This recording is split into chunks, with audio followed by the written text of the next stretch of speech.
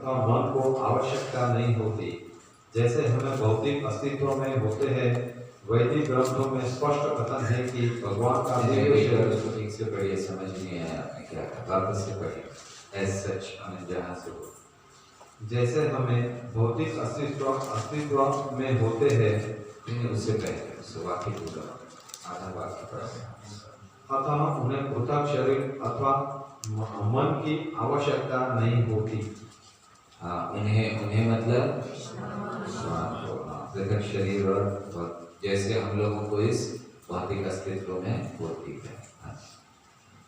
जैसे हमें भौतिक अस्तित्व में होती है, वैदिक ग्रंथों में। सॉरी, एक मिनट, इसका अर्थ क्या है? आध्यात्मिक अस्तित्व में हमें मन नहीं चाहिए, शरीर नहीं चाहिए।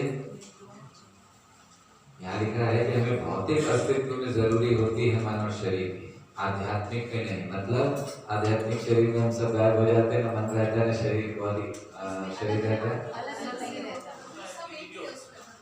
सब एक ही। भगवान ने, हमारी बात कर रहे हैं, हम लोग जब पहुंचेंगे आध्यात्मिक अस्तित्व में, भगवान तो ठीक है, भगवान को कोई आवश्यकता नहीं। जब हम लोग पहुंचेंगे आध्यात्मिक अवस्था में तब क्या होगा? भौतिक अवस्था में हमें शरीर चाहिए, मन चाहिए, सब चाहिए ना, तो आध्यात्मिक अवस्था में चाहिए कि नहीं चाहिए? भौतिक अस्तित्व खत्म हो जाता है ना, हाँ, भौतिक अस्तित्व खत्म हो जाता है। भौतिक अस्तित्व की बात नहीं, यहाँ है कि उन्हें एक अलग शरीर और मन की आवश्यकता नहीं है, जैसे हमें भौतिक अस्तित्व में होती है। इसको कौन समझाएंगे? इस वाक्य केवल समझाइए, बस हम कोई प्रश्न नहीं पूछ रहे हैं, इस एक वाक्य को समझाइए। माइक थोड़ा है नहीं, दूसरा उनको पीछे। वहाँ पर हम अपने स्वरूप में स्थित हो जाते हैं, वहाँ पे मन बुद्धि की जरूरत नहीं होती है। मन की जरूरत नहीं, बुद्धि की जरूरत नहीं, शरीर की जरूरत नहीं, रोबोट्स बन जाते हैं, कुछ नहीं चाहिए। स्वरूप है वहाँ पर, हाँ, लेकिन उस स्वरूप में मन बुद्धि होता है या नहीं, शरीर होता है या नहीं, वो प्रश्न है। होता है, यहाँ लिखा है अलग नहीं होता है। बहुत अच्छा, ध्यान से पढ़ने चाहिए प्रभुपाद के वाक्य। जैसे हम यहाँ पे कोई आनंद अनुभव करना है तो हम मन के थ्रू करते हैं, हमारे पास आत्मा का कोई अपना मन यहाँ पे नहीं है, लेकिन वहाँ पे आत्मा खुद ही आनंद से बनी है, तो उसको अलग से किसी चीज़ की जरूरत नहीं है। तो मन बुद्धि होती है या नहीं? वहाँ सारी बुद्धि ही हो जाती है वहाँ जाकर, आत्मा खुद ही ज्ञान से परिपूर्ण है। यस, हमें वहाँ भी शरीर मिलता है, ऐसा नहीं है कि हमें शरीर नहीं मिलता, लेकिन वहाँ आत्मा ही शरीर हो जाती है और उस शरीर में सारी इंद्रियां होती हैं। ऐसा मत सोचिएगा कि आत्मा के अंदर कोई इंद्रिय नहीं, आँख नहीं, कान नहीं है, आत्मा ही शरीर है। इसीलिए यानी कि अलग से शरीर की आवश्यकता नहीं पड़ती, अलग से मन की आवश्यकता नहीं, अलग से बुद्धि की, क्योंकि आत्मा ही शरीर है। तो मन भी है, बुद्धि भी है, सब है, लेकिन भौतिक नहीं, इंद्रियां भी हैं। ऐसा नहीं मानना चाहिए कि वहाँ कोई देखेंगे कहाँ से, खाएंगे कहाँ से, सुनेंगे कहाँ से। गोलोक में भी भगवान के साथ सब लीला करते तो सुनने के लिए चाहिए, खाने के लिए चाहिए, आंखें चाहिए, हाथ चाहिए, शरीर है, लेकिन अलग से। तो जब हम प्रभुपाद के पढ़ते हैं तात्पर्य है तो बड़े ध्यान से पढ़ना चाहिए कि एक शब्द महत्वपूर्ण है। तो इसीलिए हम आप लोगों को बार बार पढ़ाते हैं कि नहीं इसको फिर से पढ़िए, क्योंकि कभी कभी आप लोग बस पढ़ते जाते हैं, कोई ध्यान नहीं देता, ना पढ़ने वाला ध्यान देता है ना सुनने वाला ध्यान देता है, वो खत्म हो गया। तो इसको ध्यान से पढ़िए हर एक वाक्य, और आपको अगर कुछ नहीं समझ में आए तो बीच में पूछिए, ये नहीं कि बस हो गया खत्म, ईश्वर बंद। तो यहाँ पर इसको ये समझना चाहिए कि हमें वहाँ आध्यात्मिक अस्तित्व में भी शरीर होता है, अलग से नहीं, क्योंकि आत्मा ही शरीर है। और बुद्धि भी है, वहाँ बुद्धि इस्तेमाल करते हैं ना, जब मित्र खेलते हैं कृष्ण के साथ अपनी बुद्धि इस्तेमाल नहीं करते हैं, बुद्धि भी है, सब है, लेकिन वो सब आध्यात्मिक है, इंद्रियां आध्यात्मिक है पूर्ण रूप से। तो हमारी इंद्रियां अभी भी हैं, अभी हमारी इंद्रियां कहाँ चली गई? आध्यात्मिक इंद्रियां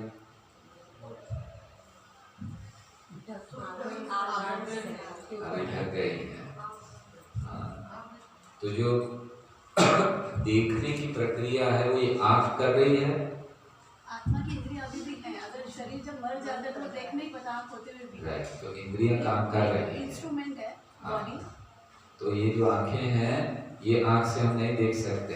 अगर ये आंख से देख सकते तो फिर आत्मा के बाद फिर भी दिखाई देता, सुनाई देता। लेकिन आत्मा चली गई तो इंद्रियां चली गई। ये तो केवल कवरिंग है बाहर के, क्या बोलते हैं, आत्मा के स्पेक्स है। आत्मा के स्पेक्स है। अच्छा, ओके, ठीक है, गुड। आपने स्पेक्स पहना है इसलिए आपको अच्छे लगा। हम पहनते थे, इसका कोई उदाहरण आया नहीं है। बहुत अच्छा, आगे प्रैक्टिस। अच्छा, यहाँ पे जैसे बुद्धि सबकी अलग अलग है, ज्यादा बुद्धि है कम है, तो ऊपर जाके सबकी बुद्धि एक साथ हो जाती है, ये अलग अलग करके सबकी बुद्धि आध्यात्मिक हो जाती है। और आध्यात्मिक बुद्धि का अर्थ है बुद्धि का उतना उपयोग करना जितना कृष्ण की सेवा के लिए आवश्यक है।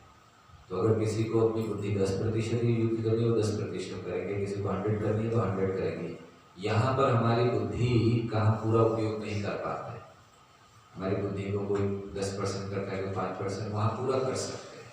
तो जितना आवश्यक है कृष्ण भक्ति के लिए, कृष्ण की सेवा के लिए, वो अपनी बुद्धि का इस्तेमाल कर सकते हैं। तो वहाँ कोई सीमा नहीं है कि इसके परे इसको समझ नहीं आएगा कि क्या करना है। जितना कृष्ण भक्ति, कृष्ण सेवा के लिए आवश्यक है, हाँ सब हो जाए। और आप लोग जब वहाँ पहुँचेंगे तो सब जान जाएंगे। अभी से क्यों इतना चिंता कर रहे हैं? हाँ जी, बुद्धि का जो स्तर है वो समान होता है कि जैसे वहाँ भी कम बुद्धि वाले अधिक बुद्धि वाले। वही उनका प्रश्न था। प्रभु जी का प्रश्न वही था कि वहाँ भी कम बुद्धि, ज्यादा बुद्धि वाले होते हैं। आपने कहा कि वो इस्तेमाल करते हैं, जितनी जरूरत हो उसके इस्तेमाल करें, लेकिन जो वैसे जो बुद्धि पूर्णता में, हर एक के पास बुद्धि पूर्णता में, उसमें कोई कमी नहीं है बात। लेकिन वही बताया कि जितना आवश्यक है उतना उपयोग करते हैं। ठीक है, कृष्ण की यस, आगे बढ़िए।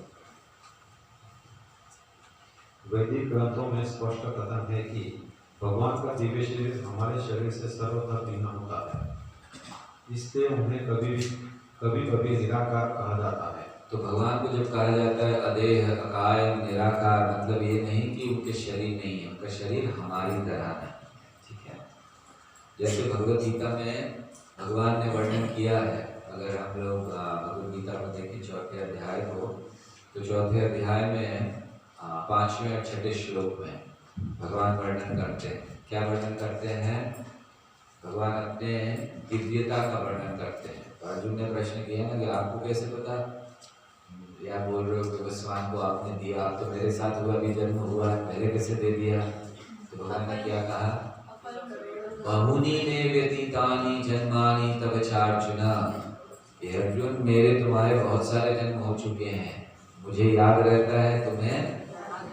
तो क्यों भगवान को याद रहता है? क्योंकि एक ही शरीर है।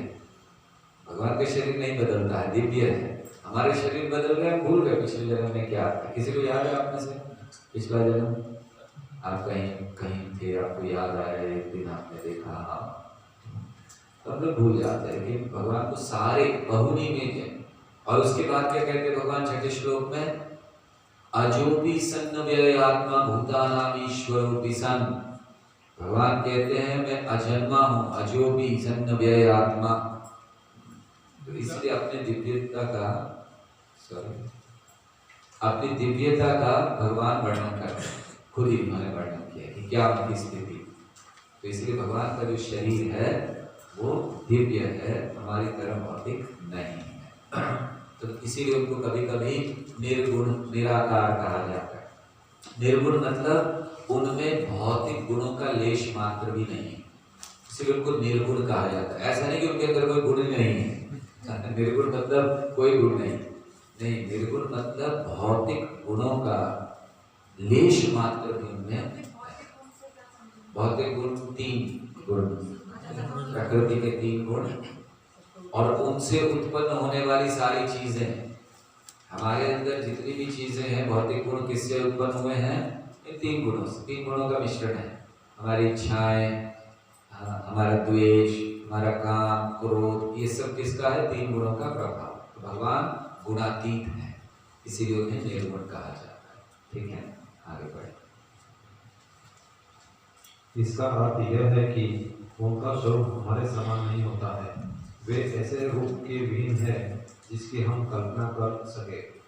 ब्रह्म संहिता 5.32 में आगे यह भी कहा गया है कि भगवान अपने शरीर के किसी भी अंग को दूसरी इंद्रियों का काम काम भी कर सकते हैं। इसका अर्थ ये हुआ कि अपने हाथों से चल सकते हैं, अपने पाँव से वस्तुएं पकड़ सकते हैं, अपने हाथों तथा पैरों से देख सकते हैं, अपनी आंखों से खा सकते हैं इत्यादि। कितना अच्छा होगा ना अगर हम लोग भी ऐसे करने लगे, राइट? हाथों से खाने की जगह हम लोग पाँव से खा रहे हैं, आँखों से खा रहे हैं। जैसे आँखों से खाना सबसे अच्छा है, डाइजेशन अच्छा रहेगा सब। फिर आँखों से खा रहे हैं। आप लोग प्रयास कीजिए, प्रारंभ कीजिए, भोजन सामने आए बस केवल उसको देखिए, तो हम आँखों से खा रहे हैं। प्रयास कर सकते हो, कितने दिन कर सकते हो, तो आँखों से खाएं। आंखें भी रह गई। आँखें भी रहेगी, 2-3 दिन बाद दिखाई दे देगा आँखों से। यस, आगे बढ़िए। श्रुति मंत्रों में यह भी कहा गया है कि यद्यपि भगवान को हमारे जैसे हाथ पाँव नहीं होते, किंतु उनके भिन्न प्रकार के हाथ एवं पैर होते हैं, जिसके वे हमारे द्वारा अर्पित हर वस्तु ग्रहण कर सकते हैं और किसी की भी अपेक्षा अधिक तेज दौड़ सकते हैं। इस 8वें मंत्र में इन सारे तथ्यों के शुक्रम सर्वशक्तिमान जैसे शब्द के उपयोग की पुष्टि होती है। तो यहाँ शुक्रम शब्द को प्रभुपाद समझा रहे हैं। शुक्रम मतलब सर्वशक्तिमान, कुछ भी कर सकते हैं। हमारे अंदर वो शक्ति नहीं है, हम लोग कुछ भी नहीं कर सकते और हमें प्रयास भी नहीं करना चाहिए। ये सब सुनकर हम प्रयास करें कि हम भी ट्राई करते हैं हाथों पर चलने का। कुछ लोग चलते हैं, योगा करते हैं, हाथों पर चलते हैं, लेकिन वो थोड़े समय के लिए। और आँखों से खाने का तो बिल्कुल प्रयास मत कीजिए आप लोग। ठीक है, आगे बढ़िए।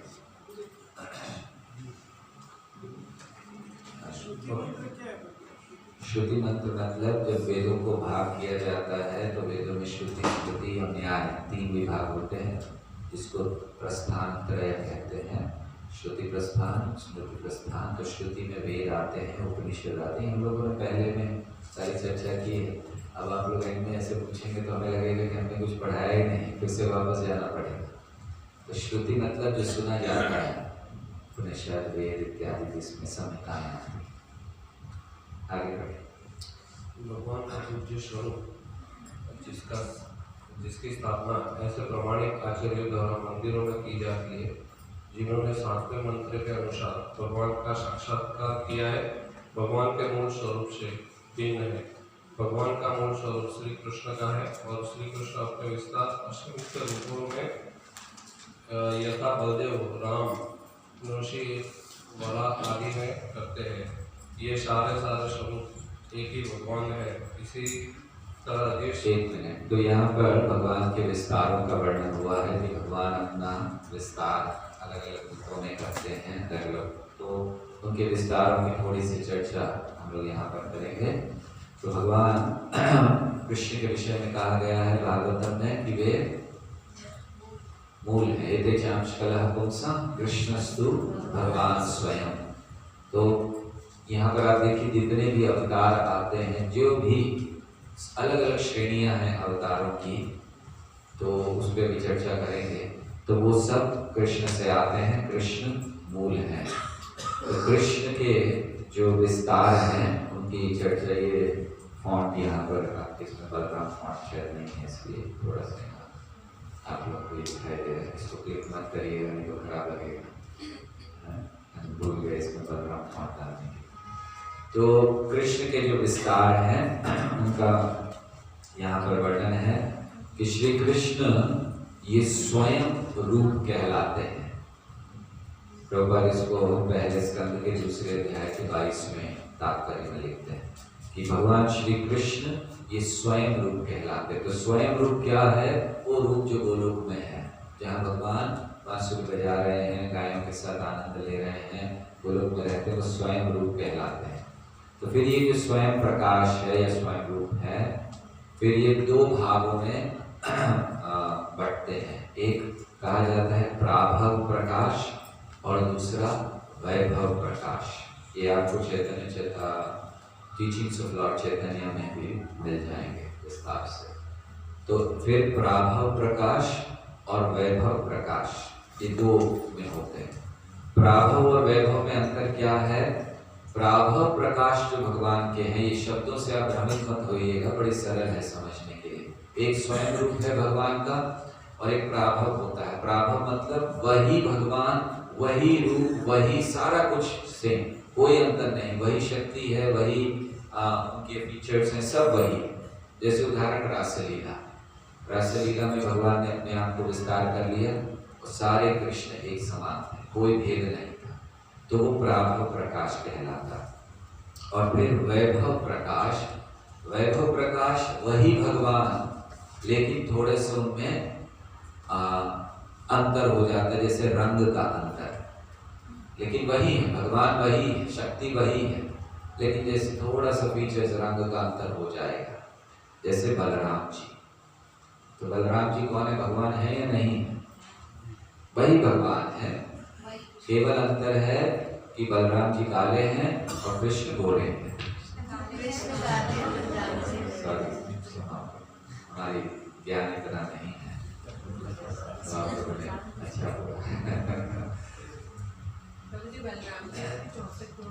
बलराम जी में भी 64 गुण नहीं होते हैं, थोड़ा सा अंतर होना चाहिए। बलराम जी बांसुरी बजाते नहीं है, बस इतना ही है ना।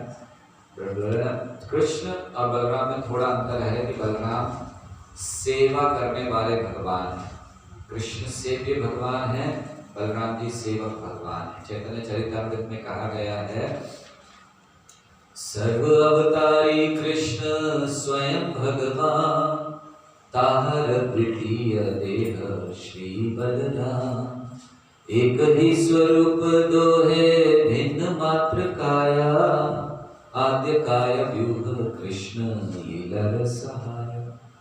कि एक ही भगवान है, सर्व अवतारी कृष्ण स्वयं भगवान, सारे अवतार कृष्ण से आते हैं, इसलिए स्वयं भगवान है। ताहर द्वितीय देह, उनका ही दूसरा रूप, उनका दूसरा ही रूप है श्री बलराम। एक ही स्वरूप दो है भिन्न मात्र काया, दोनों एक ही हैं, केवल रंग का अंतर है। आद्य काया व्यूह कृष्ण लीला सहाय, क्यों ऐसा रूप लिया है? कृष्ण की लीला में सहायता करने के लिए। तो बलराम जी कृष्ण लीला में सहायता करने के लिए रूप लेते, तो उसको वैभव प्रकाश कहते हैं, थोड़ा सा अंतर हो गया।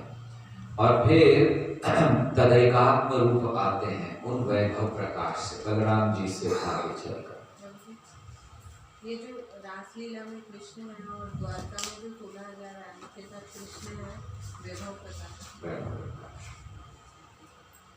तो तदैकात्म रूप आता है जिसमें दो प्रकार के अविस्तार होते हैं भगवान के, एक विलास कहते हैं और दूसरा स्वांश कहते हैं।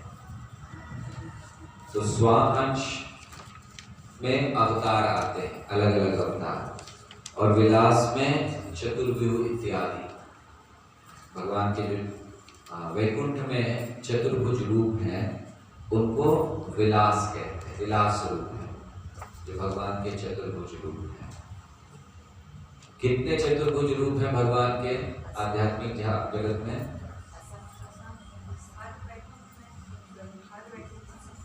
हर लोक में, वहां पर वैकुंठ, कितने लोक हैं वैकुंठ लोक? कोई सीमा नहीं है। और हर एक लोक में भगवान का एक चतुर्भुज रूप है, विष्णु रूप। तो ये, और फिर वो चतुर्व्यूह क्या है?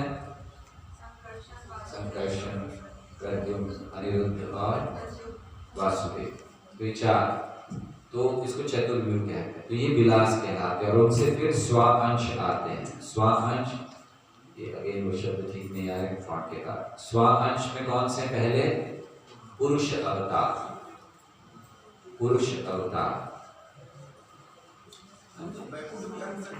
हाँ, वैकुंठ लोक भी अनगिनत है। यस, वैकुंठ लोक ही अनगिनत है, ब्रह्मांड भी अनगिनत है, क्योंकि ये जो ब्रह्मांड, ये भौतिक जगत है, ये वैकुंठ का ही हिस्सा है। एकांशेन स्थितो जगत, पूरा जगत आध्यात्मिक है, उसके एक कोने में ये भौतिक जगत है।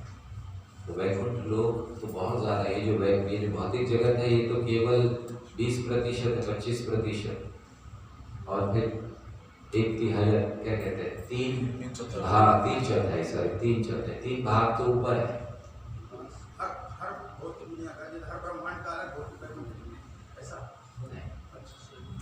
एक ही वैकुंठ मतलब एक जगत, वैकुंठ यानी एक लोक नहीं है। आध्यात्मिक जगत को वैकुंठ कहते हैं। उसमें असंख्य लोक हैं उसमें, और उसी का एक हिस्सा है ये भौतिक जगत। तो हर एक भौतिक ब्रह्मांड का एक वैकुंठ नहीं है, हर एक वैकुंठ बहुत सारे लोग मिलकर एक वैकुंठ बनता है। जैसे बहुत सारे ब्रह्मांड बनकर ये भौतिक जगत बनता है, वैसे बहुत सारे लोग बनकर वैकुंठ लोक बनता है। ठीक है, ये समझना हाँ ये वाला पॉइंट समझ समझ में नहीं आया। एक भौतिक जगत है, एक आध्यात्मिक जगत है। राइट, भौतिक जगत 25% है, आध्यात्मिक जगत 75% है। ये टोटल मिलकर 100% आता है। ठीक है, तो जितना हम यहाँ भौतिक जगत में देखते हैं, तो भौतिक जगत किसको कहते हैं?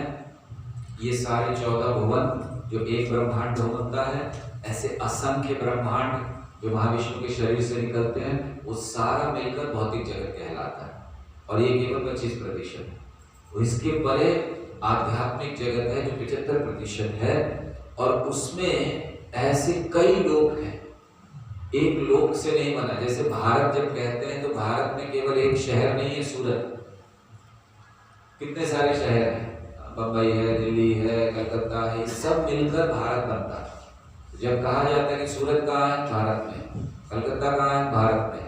मद्रास कहाँ है? भारत में।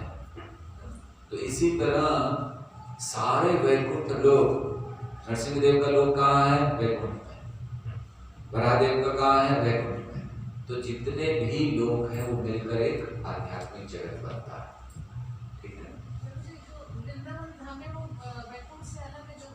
नहीं, वैकुंठ से अलग कुछ नहीं है। वैकुंठ लोकों में प्रमुख लोक, भारत की राजधानी कौन सी है? क्या भारत से अलग है? क्या हम कहते हैं कि कलकत्ता मद्रास सब भारत में, लेकिन दिल्ली भारत में ही है लेकिन प्रमुख है। सारे जो प्रधान लोग हैं भारत के, पूरे भारत के, वो कहाँ बैठते हैं? दिल्ली में। तो इसी तरह जो सारे वैकुंठ लोकों के प्रमुख स्वामी हैं वो कहाँ बैठते हैं?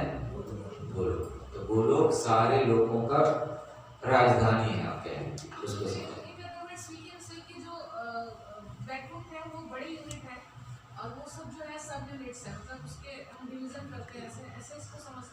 नहीं, सरल क्यों नहीं समझ रहे आप लोग? सरल है, भारत है और देश है, अलग अलग राज्य है। सरल समझ लीजिए कि हर उसको क्यों और घुमाने की जरूरत है। सरल सिंपल चीज, भारत एक देश है, उसमें कई सारे शहर हैं। तो वैकुंठ एक प्रदेश है, उसमें कई सारे लोग हैं। जैसे अब तक हम यही समझते थे कि जो वैकुंठ है वहाँ पे जो भगवान है अपने चतुर्भुज रूप पे है, वहाँ नारायण वास करते हैं, और जो गोलोक है, वृंदावन है, वहाँ विष्णु वास करते हैं। तो हम इनको क्या समझते हैं कि अलग अलग क्षेत्र हैं, अलग अलग एरियाज हैं भगवान के। सूरत में कोई और वास करते हैं और दिल्ली में कोई और वास करते हैं, लेकिन जो दिल्ली में वास करते हैं वो सारे भारत को कंट्रोल करते हैं। सूरत में या गुजरात के चीफ मिनिस्टर सारे भारत को कंट्रोल नहीं करते। सही है? मैं ये कहना चाह रही हूँ कि हम ऐसे समझते हैं कि जैसे नहीं, हम जो कहना चाह रहे हैं उसको समझ लीजिए। भारत है, समझ में आया आपको? नहीं समझ में आया तो पूछिए। ठीक है, थोड़ा क्लियर हो गया। हमारा ये कहना है कि भगवान ये गोलोक में बैठते हैं और वो सारे ब्रह्मांड, सारे आध्यात्मिक जगत को कंट्रोल करते हैं। जैसे दिल्ली में प्रधानमंत्री बैठते हैं, वो सारे भारत को कंट्रोल करते हैं। वो गुजरात को भी कंट्रोल कर रहे हैं, लेकिन जो गुजरात में बैठने वाले हैं वो भारत को कंट्रोल नहीं कर सकते। गुजरात के मुख्यमंत्री का कोई अधिकार तमिलनाडु में नहीं है क्या तमिलनाडु को जाकर वहाँ कुछ कर सकते हैं? लेकिन जो दिल्ली के प्रधानमंत्री हैं वो तमिलनाडु में भी कर सकते हैं, गुजरात में भी कर सकते हैं, उत्तर प्रदेश में भी कर सकते हैं, जब चाहे जहाँ चाहे कर सकते हैं। हालांकि उन्होंने स्वतंत्रता दे रखी है, मुख्यमंत्री हैं, मुख्यमंत्री को अधिकार है सब करने का, लेकिन अगर कुछ करना है तो उनको कोई रोक नहीं सकता, लेकिन मुख्यमंत्री को रोका जा सकता है। इसी तरह हर एक के अपने प्लैनेट्स हैं, उन प्लैनेट में उनका पूरा अधिकार है, लेकिन उनके ऊपर कृष्ण का अधिकार है। ठीक है, कोई और बात विवाद? आध्यात्मिक जगत को वैकुंठ लोक बोला जाता है। हाँ जी। आध्यात्मिक जगत में कई सारे वैकुंठ लोक हैं। नहीं, आध्यात्मिक जगत को ही वैकुंठ लोक कहते हैं। क्योंकि उसमें कई सारे वैकुंठ लोक होते हैं। हम अलग अलग लोग कहलाते हैं, अलग अलग, जैसे वो लोग एक लोग, तो अलग अलग नाम है, अलग अलग लोग कहलाते हैं। नहीं, हम बोलते हैं कि असंख्य वैकुंठ है वहाँ पे। हाँ जी, तो वो पे उनके नाम क्या हुए अगर? जैसे नाम अलग अलग हैं उनके, अभी सारे नामों की सूची नहीं है, लेकिन उनके नाम हो सकते हैं। जैसे अयोध्या एक लोक है, भगवान राम का धाम, उसको अयोध्या कहते हैं वहाँ पर, तो वो एक लोक है। और ऐसे जिनके भी अपने अपने धाम हैं उनके नाम हैं, लेकिन वो वैकुंठ भी कहलाते हैं, तो उनके नाम भी हैं और वैकुंठ भी कहलाते हैं। जैसे अयोध्या भी है और अयोध्या को आप वैकुंठ भी कह सकते हैं, ऐसा नहीं कि अयोध्या को आप वैकुंठ नहीं कह सकते। जैसे आप सूरज को भारत कह सकते हो या नहीं? अगर कोई कहे कि आप कहाँ पर हो, तो आप कहो मैं भारत में हूँ इस समय, गलत कह रहे हो। लेकिन आप ये भी कह सकते हो कि मैं सूरत में, वो भी गलत है, दोनों सही है। तो इसी तरह अगर कोई कहे कि अयोध्या में हूँ मैं, वो भी सही है, और दूसरा कोई कहे कि मैं वैकुंठ में हूँ, वो भी सही है। तो अयोध्या और ये सब जगह चतुर्भुज कहना है, सब जगह चतुर्भुज लोग ज्यादातर।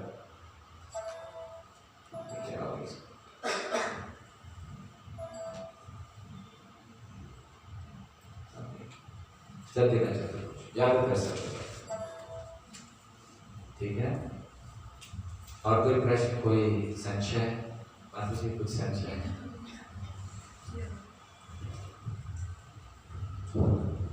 आगे बढ़े। ओके, सो पुरुष अवतार, पुरुष अवतार कौन से होते हैं?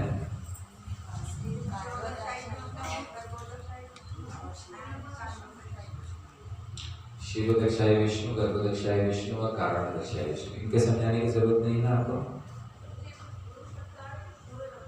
नहीं ये गलत आ रहा है। पुरुष अवतार ने कहा, उसको इसलिए हमने कहा कॉपी मत कीजिए, इसको क्लिक मत कीजिए। ये पुरुष अवतार, फॉन्ट्स का अवतार। तो पुरुष अवतार में महाविष्णु, गर्भोदक्षाय विष्णु, शिवोदक्षाय। दूसरे होते हैं लीला अवतार। लीला अवतार में कौन आते हैं? बहुत अच्छा, बरहा इत्यादि। फिर तीसरे हैं गुण अवतार। गुण अवतार में जोर से कहिए। व्यासदेव जी और ब्रह्मा जी, सही है? नहीं व्यासदेव, क्यों?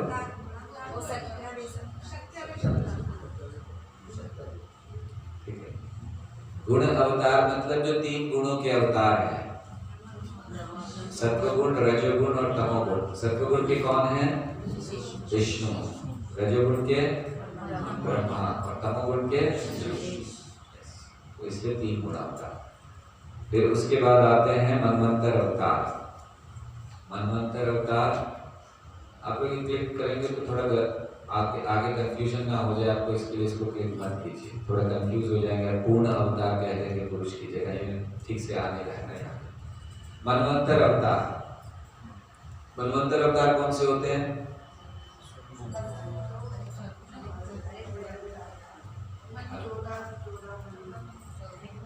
थोड़ा थोड़ा क्यों बोले, क्लियर ही बोलिए ना, जिसको पता है। ऐसे ऐसे इधर उधर बोल रहे कि आधा सुनाई दे आधा नहीं सुनाई दे। तो कर दीजिए जिसको पता है मनवंतर अवतार, और स्पष्ट समझाएं। और इस मनवंतर के कौन अवतार है? यस माता जी, वेरी गुड। इस मनवंतर के वामन देव अवतार है। और बदल में बता रहा है, और हर मनवंतर का है। कितने समय तक रहते हैं वो? 14। हाँ, तो कितने समय तक मनवंतर अवतार रहते हैं? 1 मनु के समय के, उसको मनवंतर कहते हैं। तो 71 करीब 71 चतुर्युग, ठीक है। आप लोग सब एक्सपर्ट हो। युग अवतार 6 जो होते हैं,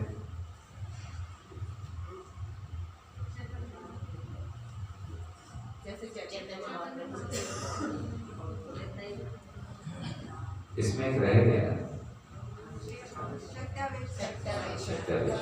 आएगा शायद बात, कोई आने जाने का कैसे। तो युग अवतार, युग अवतार कौन होते हैं? नहीं होते कौन है? परिभाषा युग अवतार की अलग अलग, बहुत अच्छा, अलग अलग युग में आते हैं और अवतार लेते हैं। किस लिए? युग धर्म की स्थापना के लिए, ठीक है। तो उसको युग अवतार कहते हैं। हाँ जी, जो गुण अवतार है ब्रह्मा जी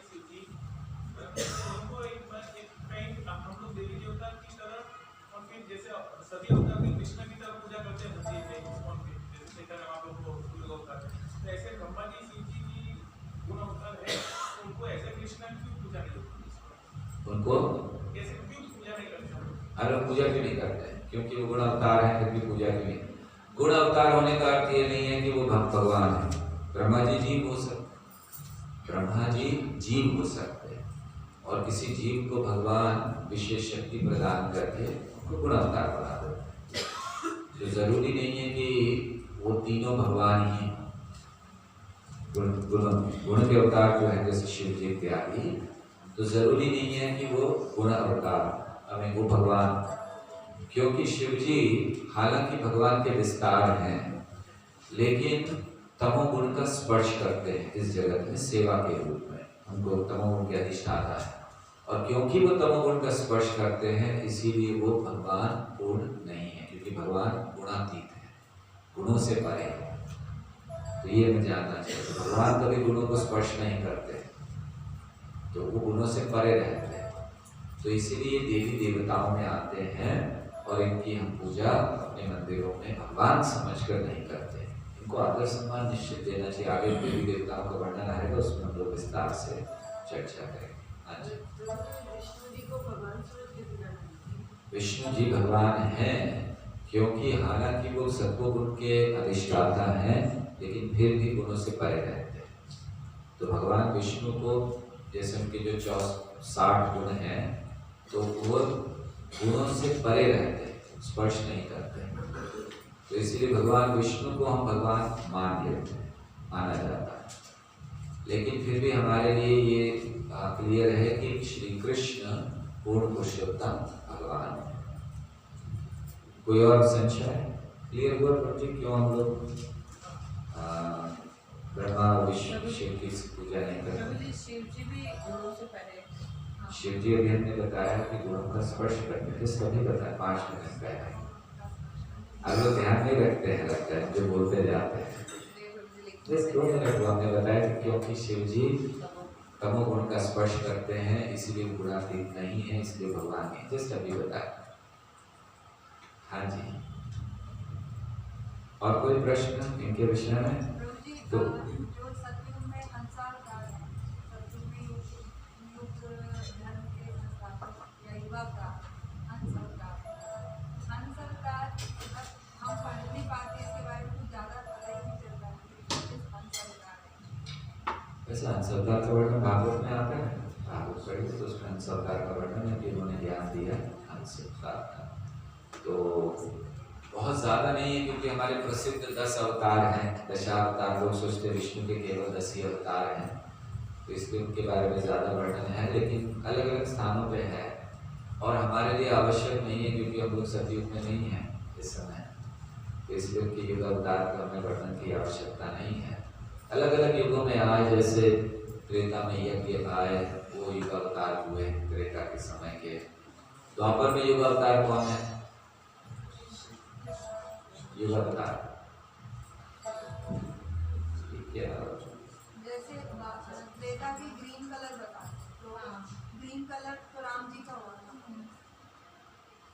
त्रेता में। ओके, ग्रीन कलर बताते हैं। और उसमें जो सेकंड अवतार है ना, त्रेता में रेड है। कोई वो यज्ञ है। ठीक है, और कोई संशय? आप लोग अपने आप ही कंफ्यूज होते रहते हैं और अपने आप ही उसके आंसर ढूंढते रहते हैं। हमें कोई जरूरत नहीं किसी दूसरे को आगे कंफ्यूज करने की। आपको ऐसे ही डिसाइड करना हमें तो अच्छा, हम खुद कंफ्यूज हैं।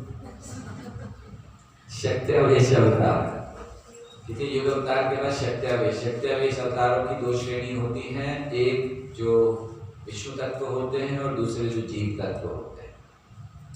जीव तत्वों में बहुत सारे शक्त्यावेश अवतार है। नाम बताइए कुछ शक्त्यावेश अवतारों के। कहाँ लिखा? नहीं, पहले इस बात को क्लियर करने दीजिए, कहाँ लिखा है? जब तक शास्त्र प्रमाण नहीं हो बोलना नहीं चाहिए। कहीं शास्त्र प्रमाण है तो इसलिए ऐसे कह देना। कोई आपको पूछे, ये तो आपकी भावना है, भावुक होकर भक्ति मत कीजिए। कहाँ लिखा है? आचार्य की भक्तिविनोद ठाकुर महाराज की भविष्यवाणी, आचार्य की वाणी पूरी शास्त्र की वो मानते हैं। कहाँ पर स्पष्ट लिखा है कि प्रभुपाद हैं? ये बताइए, कहीं स्पष्ट लिखा है? आपने मन से कह दिया क्योंकि आप उनके फॉलोअर हैं। हम समझ लीजिए हम उनके फॉलोअर नहीं, उदाहरण के लिए। अब आप हमको आके कहते हैं, मैं तो बताइए प्रूफ कीजिए, आपके नहीं है, ऐसे कैसे कह सकते? सीसी में लिखा हुआ एक जगह पे कि इतने साल के बाद मतलब प्रभुपाद के बारे में वर्णन है। सीसी किसने लिखी है? सीसी किसने ट्रांसलेट की है?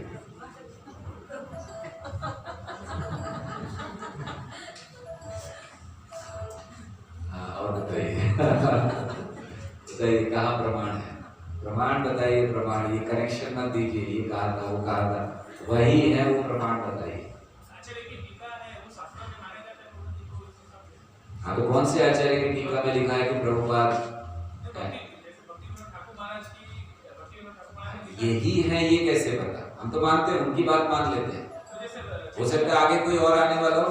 चैतन्य महाप्रभु का भी संकीर्तन यज्ञ से पूजा होती है, पर्टिकुलर नाम नहीं दिया गया। ओह, किसने का नाम नहीं दिया गया? आपने कभी शास्त्र पढ़े नहीं? 25 शास्त्रों में नाम है महाप्रभु का। ऐसे कह ही नहीं सकते कि महाप्रभु का कहीं नाम नहीं है, स्पष्ट नाम है। भगवान ने गरुड़ पुराण में वर्णन है चैतन्य महाप्रभु का, और अन्य स्कंद पुराण में वर्णन है। इतने पुराणों में, इतनी जगह पे, उपनिषदों में वर्णन है महाप्रभु की वो भगवान है। ऐसे कैसे कह सकते कि कहीं वर्णन नहीं है? अहम पूर्ण भविष्यामि युग संध्या विशेषतः मायापुरे नवद्वीपे भविष्यामि शचीसुतः। गरुड़ पुराण कहता है कि आगे आने वाले समय में मैं शचीसुत, शची माता के पुत्र के रूप में मायापुर नवद्वीप में प्रकट होगा। और उनके नाम तक सारे दिए गए, श्री कृष्ण चैतन्य नामोदृत, मेरा ये नाम होगा, मैं संन्यास लूंगा। ये सारा वर्णन है महाप्रभु के बारे में। ऐसा कभी मत कहिएगा कि कहीं पर वर्णन नहीं, केवल हम लोग संकेत से समझते हैं। महाप्रभु का बहुत स्पष्ट वर्णन है, नाम के साथ, जगह के साथ, माता पिता के साथ, समय के साथ, सारा वर्णन। यस, आज मैं थोड़ा फाइट करने में अच्छा लगा। क्या है? हार्ड डिस्क भी निकाल के वापस थोड़ा साइड पे रख दीजिए, पावा लग रहा है।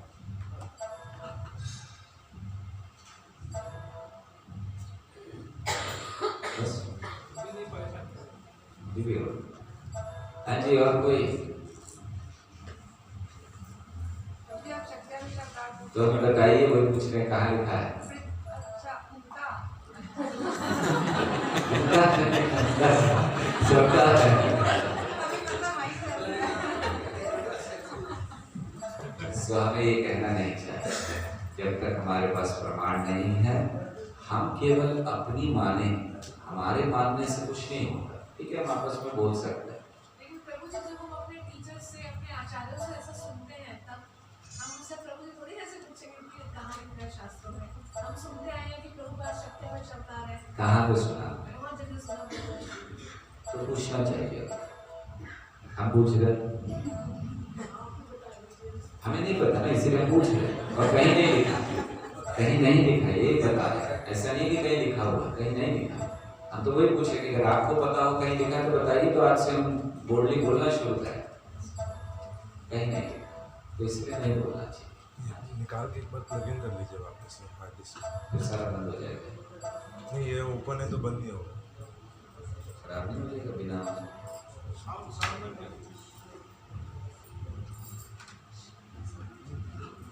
हाँ, तो हम ये नहीं कह रहे कि कहीं लिखा, हमें पता नहीं लिखा, ये कह रहे हैं। इसलिए आप लोगों को कहीं पता हो कि ऐसा लिखा हुआ है तो आप बताइए। खराब हो गई। क्या खराब हो गया? आर्टिस्ट जब ये होगा इसमें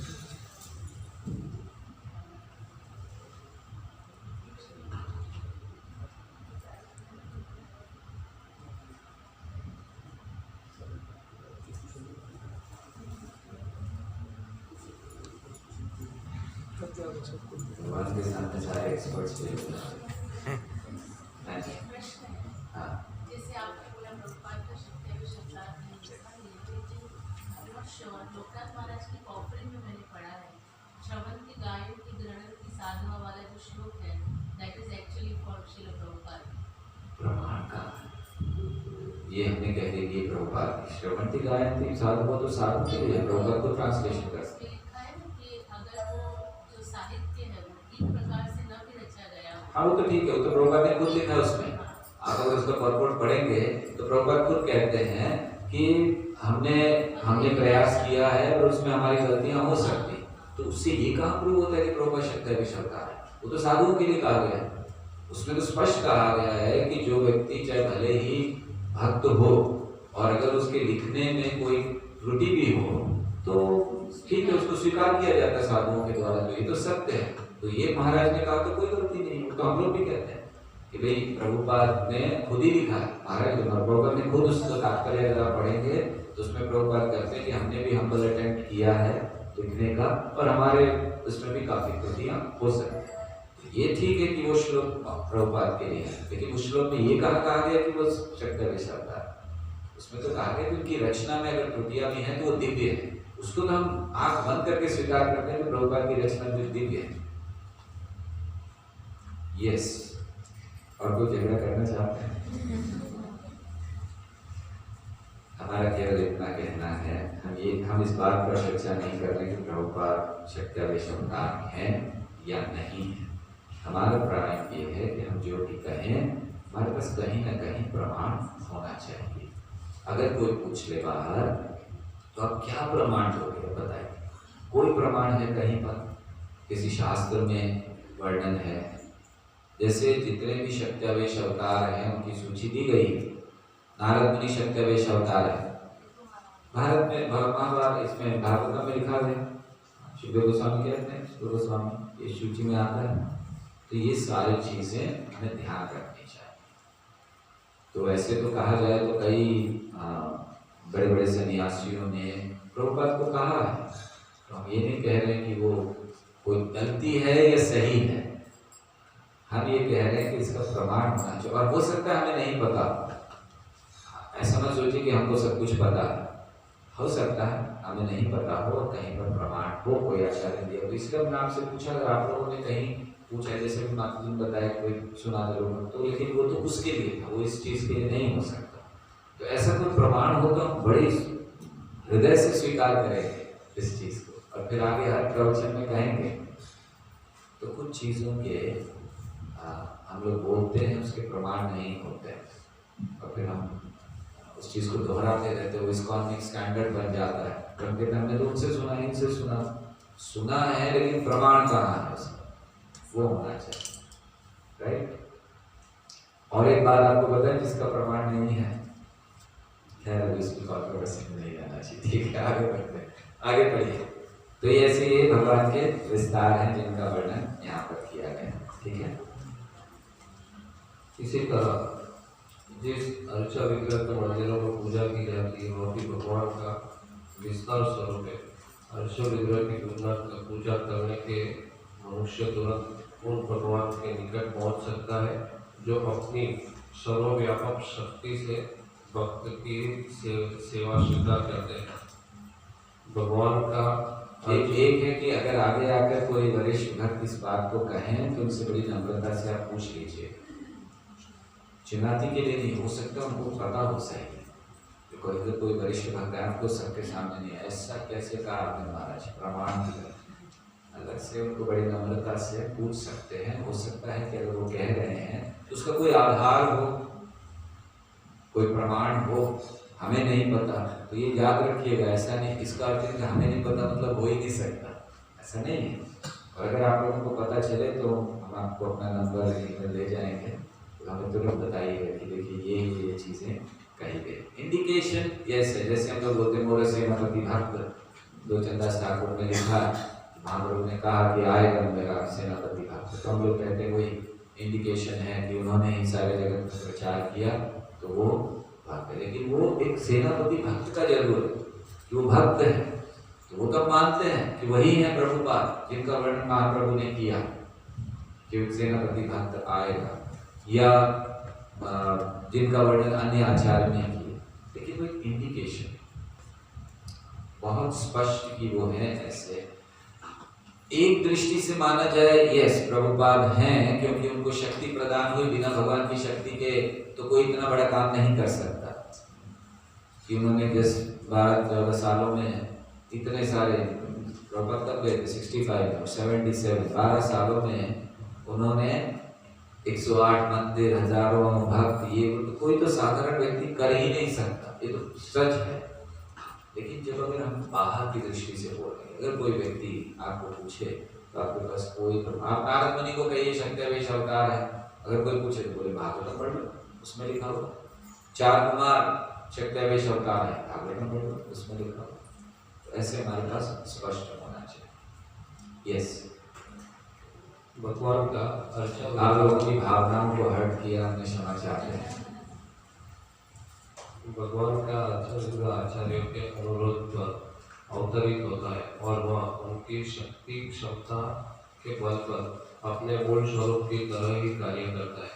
जिन मूर्ख लोगों को ईशोपनिषद का या किसी भी अन्य स्मृति मंत्रों का ज्ञान नहीं है, वे शुद्ध भक्तों द्वारा पूजित अर्च विग्रह को भौतिक तत्वों से निर्मित मानते हैं।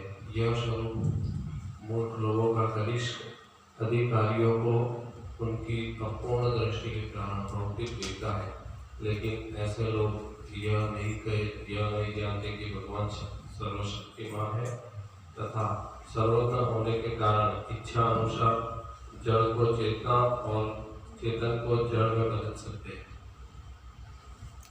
यस, तो भगवान जड़ को चेतन, चेतन को जड़ में बदल सकते हैं।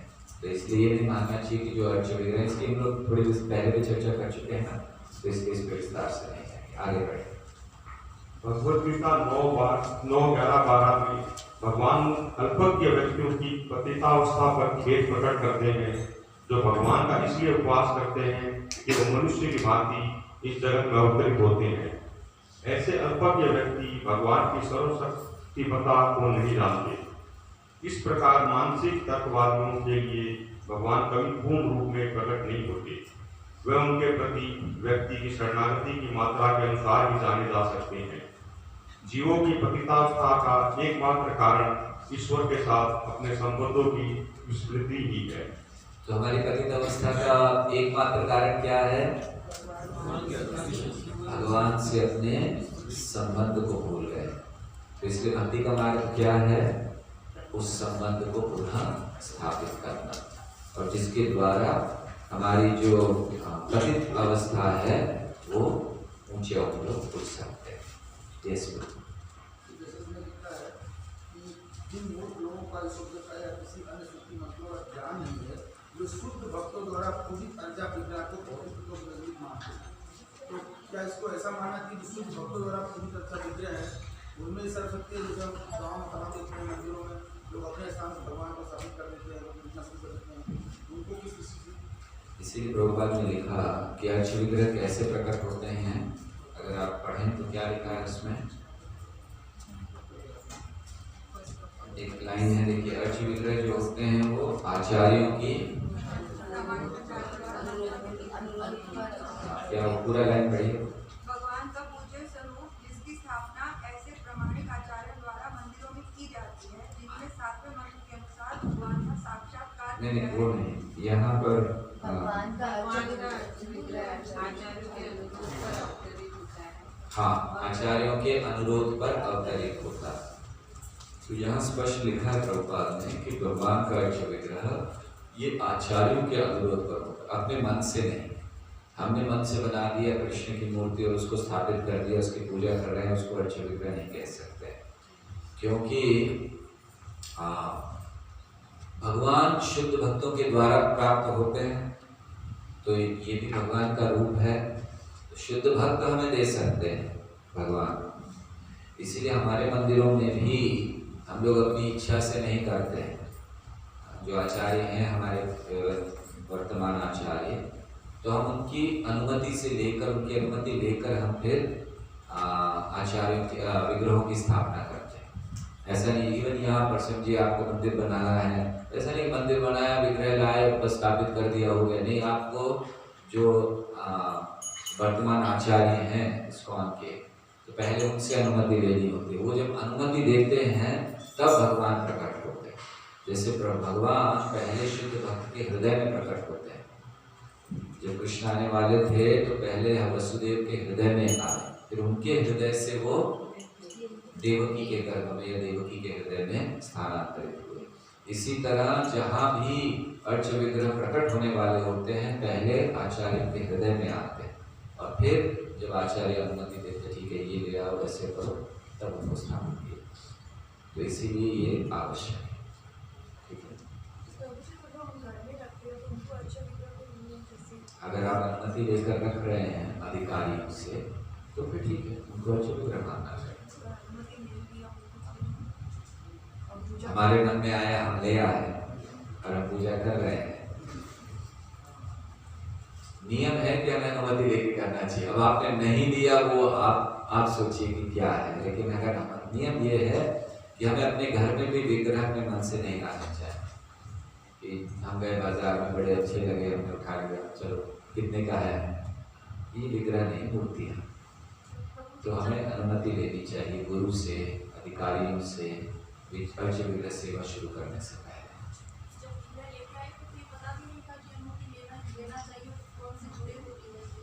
हाँ तो ठीक है, वो पहले की बात हो गई। अगर आप उस समय से ले आए हैं या आपके परंपरा में घरों में होता है कि घर में चलते रह रहे हैं, वो एक अलग बात है कि आप जब ले आए तब आपको पता नहीं था। तो अब आप बात कीजिए, अब आप अनुमति लीजिए। अब आप इस्कॉन में हैं और इस लोगों से अब आप बात कीजिए कि हम ऐसे ऐसे कर रहे हैं, इतने सालों से कर रहे हैं, करते रहें या ना करते रहें, कैसे हो। तो ये ज़रूरी है, यही तकलीफ है। भक्ति भी हम अपने मन से करने लगते हैं ना, और ख़ास करके अर्च विग्रह। गए मार्केट में राधा कृष्ण बहुत सुंदर लगे ले आए, हमें पता भी नहीं कि राधा कृष्ण की सेवा कैसे की जाती है, कितने नियम हैं, कितने अपराध होते हैं। तो इसीलिए जैसे गौर निताई, हम लोगों को गौर निताई के लाने के लिए कह दिया जाता है ठीक है आप ले आइए। क्यों? क्योंकि महावदन्या है, कोई नहीं देखते। ठीक है, प्रभुपाद ने कि गुड़िया बनाकर भी खेल सकते हैं क्योंकि इतने कृपालु हैं, लेकिन राधा कृष्ण में सेवा होती। इसलिए ज़्यादातर जब तक भक्त बहुत सालों से इस कौन में पालन नहीं कर रहे उनको राधा कृष्ण रीति लाने के लिए घर में अनुमति नहीं दी जाती। आपको बिना अनुमति के ले आए और बोले महाराज अब तो क्या भाग गया, बस आप आइए अभिषेक कीजिए, महाराज भी कर देते ठीक है भाग गया क्या करें। लेकिन नियम ये है कि हमें अनुमति लेनी चाहिए। हाँ जी,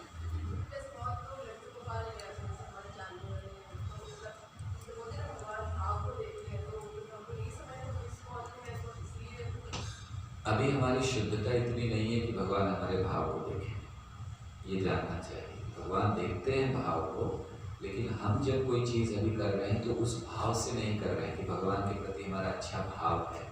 हम लोग अपनी इच्छा के लिए करते हैं, अपने आनंद के लिए करते हैं कि चलो अभी ले आए लड्डू गोपाल तो ठीक है हम उनकी सेवा करेंगे तो लोगों को भी लगेगा कि हम कुछ कर रहे हैं भगवान की भक्ति। तो भगवान निश्चित भाव को देखते हैं, लेकिन कब जब हमारा वो स्तर हो, हमारे अंदर शुद्धता हो कि हम उस केवल उस उद्देश्य से कर रहे हैं। तो इसीलिए हमें ये जानना चाहिए कि केवल भाव के, जैसे कृष्ण भक्ति या विग्रह की सेवा, जहाँ विग्रह की बात आती है वो भाव से नहीं होता, जब केवल भाव से नहीं होता। विग्रह की सेवा में बहुत नियम है।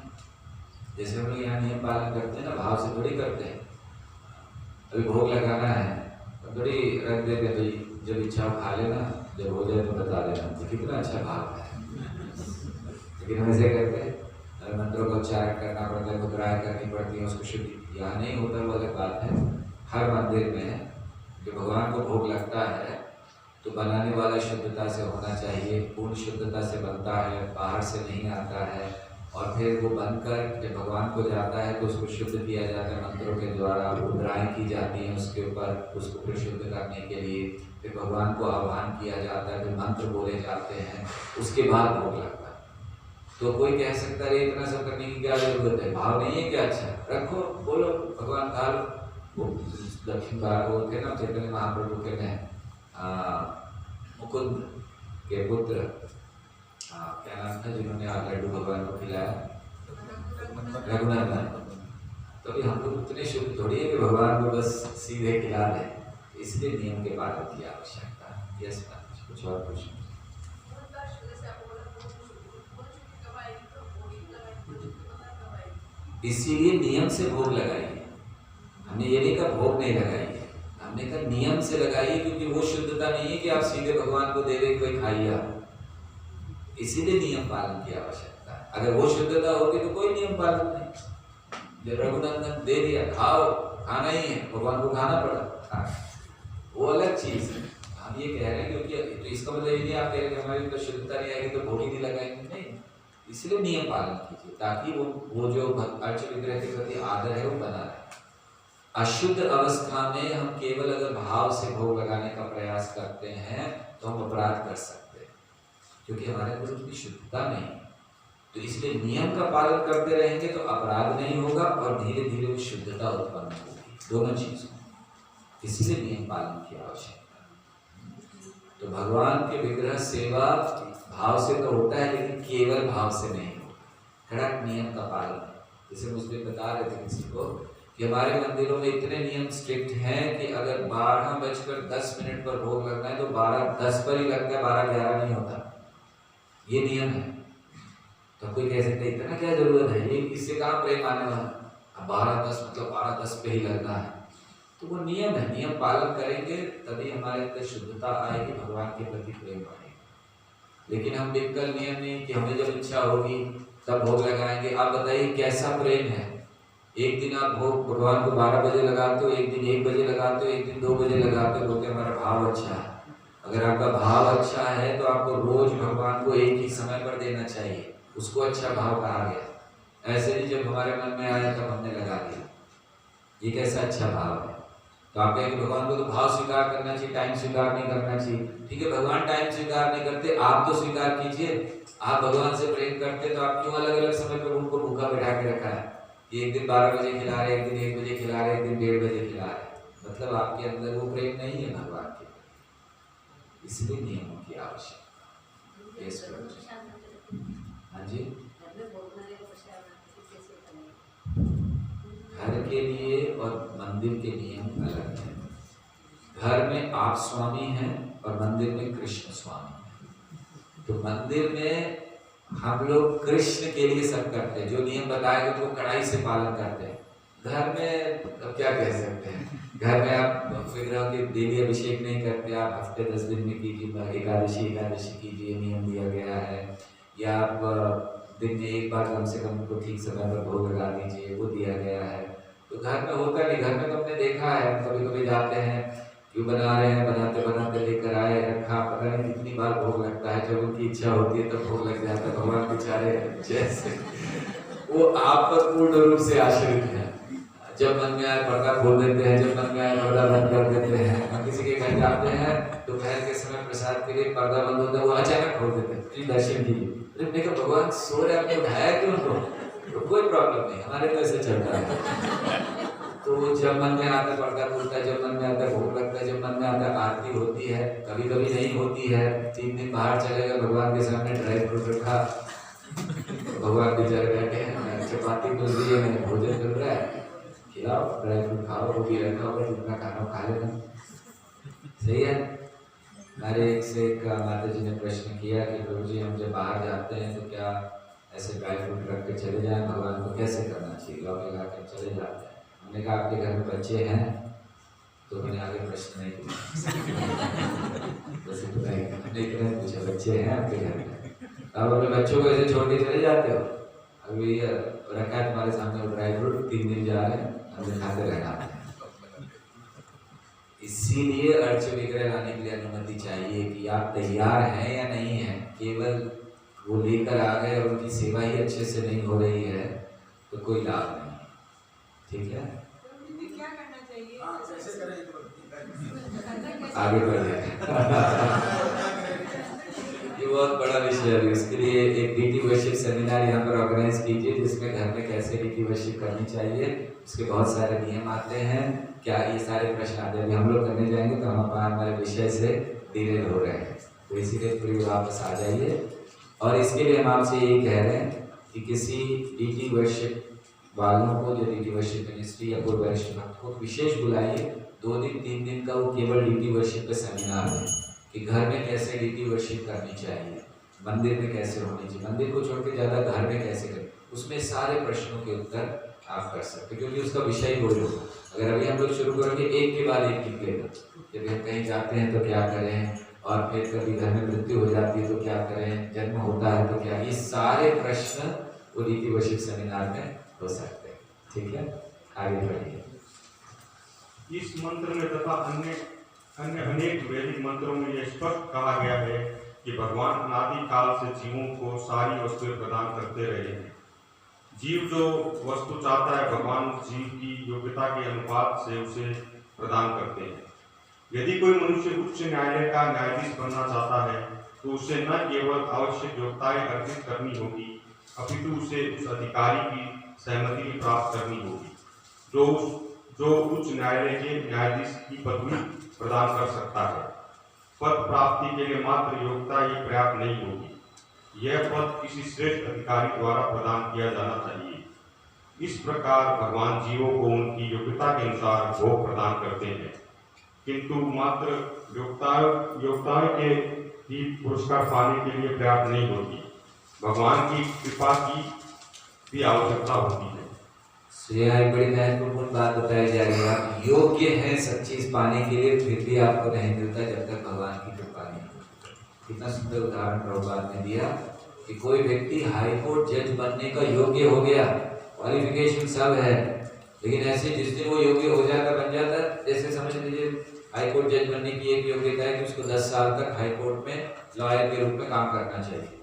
तो जिस दिन उसका 10 साल पूरा हो गया, अगले दिन जाकर जज की कुर्सी पर बैठ जाता है, बस अब 10 साल पूरा हो गया, मेरी योग्यता हो गई। नहीं, योग्य होगा, 100 लोग योग्य होंगे, उनमें से 2 लोगों को अधिकारी अपॉइंट करते हैं, ठीक है, आपके ऊपर आप कर सकते हैं, जज कर सकते हो। इसी तरह केवल योग्यता होना ये प्रमाण नहीं है कि हमें इस जगत में कुछ मिलना चाहिए।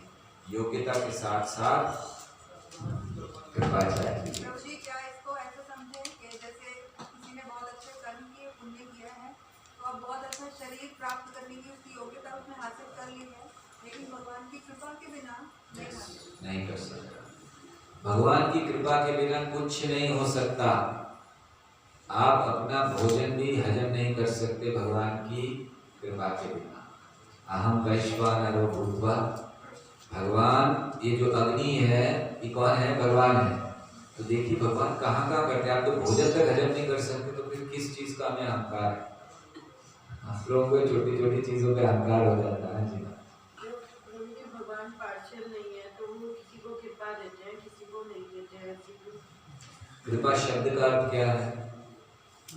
जो योग्य नहीं है। कृपा किसे कहते हैं? कृपा किसे कहते हैं? आप कह रहे किसी को देते किसी को नहीं देते हैं। कृपा कहते किसको? कृपा उसे कहते हैं, 2 चीजें, एक न्याय और दूसरी कृपा। न्याय कब किया जाता है? योग्यता के आधार पर जो दिया जाए वो न्याय कहलाता है, और जो बिना योग्यता के दिया जाए वो कृपा कहलाती है। तो अब आप कहें कि इसको भी देनी चाहिए, इसको भी देनी चाहिए, मतलब क्या? कृपा के लिए कोई पात्र नहीं है। कृपा का अर्थ ये है कि भगवान जिसको चाहे दे सकते हैं, उसको आप बाध्य नहीं कर सकते कि भगवान को इनको भी देनी चाहिए। जैसे हम लोग महाराज इनके ऊपर कृपा कीजिए, महाराज इनके ऊपर कृपा कीजिए। अरे महाराज को जानते तो जिनके ऊपर कृपा करना है। आप नहीं कह सकते कि इसके ऊपर कृपा कीजिए, इसके ऊपर कृपा कीजिए। आप अपने लिए कह सकते भगवान महाराज बड़ी कृपा कीजिए, लेकिन आप हम लोग कई बार महाराज ये थोड़ी सी कृपा इनके ऊपर कीजिए, महाराज थोड़ी सी कृपा इनके ऊपर। मतलब आप महाराज को आदेश दे रहे हो कि महाराज अब कृपा करना है। कृपा मतलब वो जिन पर चाहे करेंगे, उनके ऊपर छोड़ दीजिए, कम से कम एक चीज तो उनके ऊपर छोड़ दीजिए। तो इसी तरह कृपा का अर्थ है, कृपा और न्याय में अंतर है। तो ये जब योग्यता आ गई, योग्यता के आधार पर जो मिलता है वो न्याय कहलाता है कि आप क्वालिफाइड हैं, आपको मिलना चाहिए, नहीं मिल रहा मतलब अन्याय हो रहा है। लेकिन कृपा शब्द क्या है? आप योग्य नहीं है लेकिन आपको दे दिया जाता है, उसको कृपा कहते हैं। तो भगवान की वो अधिकार है कि वो किसको दे किसको ना दे। जैसे मान लीजिए कि एक शिक्षक होता है, तो शिक्षक के पास कुछ प्रश्न पत्र आते हैं, उसमें 8 लोग फेल हो गए, किसी को 5 मार्क कम है, किसी के 3 मार्क कम है, तो वो शिक्षक के ऊपर है, वो कृपा करता है। 5 मार्क एक्स्ट्रा देकर पास कर देता है, वो कृपा। जैसे भारत में कानून है, किसी ने हत्या कर दी तो हत्या के आधार पर उसको दंड दिया जाता है, मृत्युदंड, सुप्रीम कोर्ट ने दे दिया। लेकिन वो एक कृपा की याचना करता है भारत के राष्ट्रपति से, मर्सी पिटीशन, और उसको साइन करता है, ठीक है, तो वो छूट गया। हालांकि उसने इतना किया, तो अगर योग्यता के आधार पर देखा जाए तो उसको तो फांसी होनी चाहिए, लेकिन उसके ऊपर कृपा हो गई, इसीलिए फांसी नहीं हुई। तो इसको कहते हैं कृपा। और राष्ट्रपति, देखिए राष्ट्रपति के पास 10 एप्लीकेशन जाए, उसमें से वो 4 को रिजेक्ट कर दे और 6 को हाँ कर दे, किसी के पास अधिकार नहीं है भारत में उसको पूछने का कि आपने 4 को रिजेक्ट क्यों किया और 6 को क्यों एक्सेप्ट किया। वो उसका अधिकार है, वो जिसको चाहे दे सकते हैं, जिसको चाहे मना कर सकते हैं, उनको कोई नहीं पूछ सकता। तो जब भारत के राष्ट्रपति को कोई नहीं पूछ सकता, तो कृष्ण को हम कैसे पूछ सकते हैं कि आपने इनके ऊपर कृपा क्यों नहीं की? सही है? हाँ जी, दया को कैसे समझना चाहिए? दया ऐसा है कि दया, सही दया क्या है?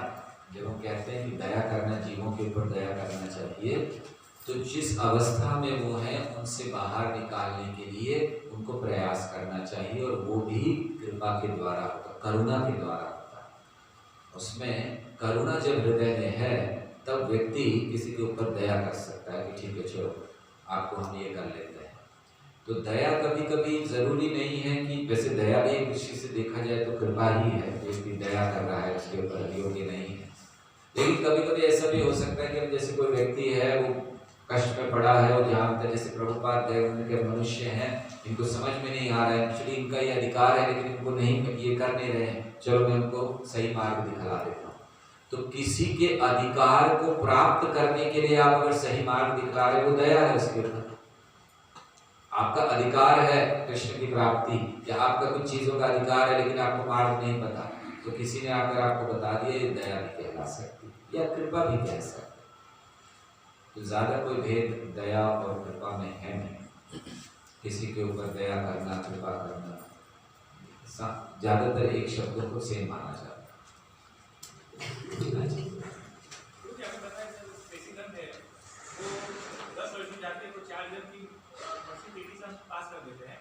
तो भगवान भगवद गीता में बताते हैं कि जो जिस प्रकार से मेरी पूजा करता है, मेरे पास आता है, उस प्रकार से मैं उसको फल देता हूँ। तो मतलब उसमें कोई पार्शलिटी नहीं है कि जितना आप मेरे को गिव एंड टेक है, ऐसा नहीं है। कोई नहीं भी करे तो भी भगवान कृपा कर सकते हैं। ऐसा नहीं कि कोई अगर करेगा तो ही भगवान कृपा करेंगे।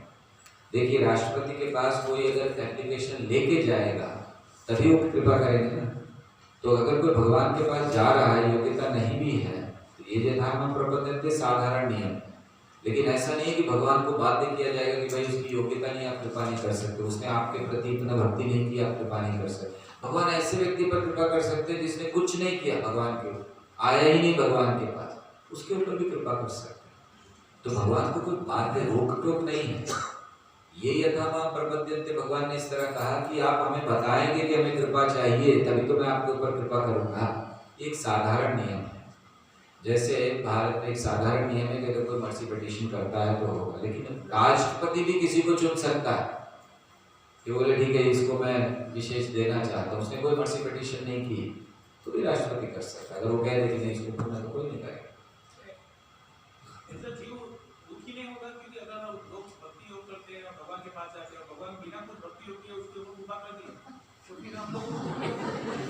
ये तब होगा जब हम भगवान की स्थिति को नहीं समझते। ये भगवान को हम अपने नियमों में ले रहे हैं कि तुम हमारे साथ ये नहीं करना, पार्शियलिटी नहीं करना। जैसे एक व्यक्ति है, अभी यहाँ के अधिकारी हैं, उन्होंने 2 गुलाब जामुन किसी को एक्स्ट्रा दिए, आपको नहीं मिले, आपको दुख हो जाता है। मैं 15 दिन से मंगल आरती आ रहा हूँ, गुलाब जामुन उसको एक्स्ट्रा मिल गए। लेकिन क्यों हम भगवान की स्थिति नहीं समझे? समर्पण उसी को कहते हैं कि भगवान कौन है, हमें ये जानना है। वो सर्वशक्तिमान है। तो जब सर्वशक्तिमान कह रहे हैं तो उनकी शक्ति को क्यों कंट्रोल करने का प्रयास कर रहे हैं? तो ये हमारे अज्ञान से जनित होता है कि हमें दुख हो जाएगा अगर कि भगवान ने उनको दे दिया, हमें नहीं दिया। उल्टा भक्त खुश होगा। आप ये सोचिए, जो सही भक्त है अगर उसके ऊपर कृपा नहीं हुई लेकिन दूसरे के ऊपर हो गई, सच्चा भक्त बहुत प्रसन्न होगा, कभी दुखी नहीं होगा। क्यों? वो ये सोचेगा मैं योग्य नहीं हूँ, वो योग्य है कृपा की, भगवान ने उसको योग्यता दी, तो उसको तो प्रसन्न होना चाहिए, दुखी क्यों होना चाहिए? ये भौतिक चेतना है। आध्यात्मिक चेतना, जब हम दूसरों को देखते हैं कृपा होते, भले वो पात्र नहीं है, उल्टा वो बहुत प्रसन्न होता है। प्रहलाद महाराज की प्रार्थनाएं हैं, प्रहलाद महाराज ने कहा मुझे अपनी कोई चिंता नहीं है। बताइए, कहा कि नहीं, मुझे अपनी कोई चिंता नहीं है, क्योंकि मैं तो आपके श्रवण कीर्तन में लगा हूँ, मेरा तो उद्धार होना ही होना है, लेकिन मुझे मूर्खों की चिंता है जो नहीं कर रहे, आप उनके ऊपर कृपा कीजिए। तो ये भक्त का भाव है। भक्त का भाव ये नहीं कि उसके ऊपर कैसे कृपा हो गई, चलो अंदर झंडे खड़े कर दो ना।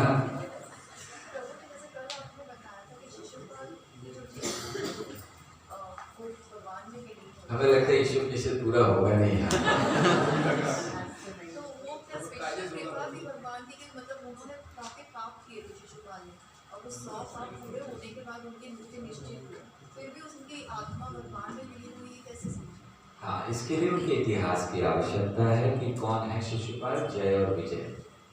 और जय और विजय भगवान के नित्य पार्षद है, उनके धाम के, उनके द्वारपाल है।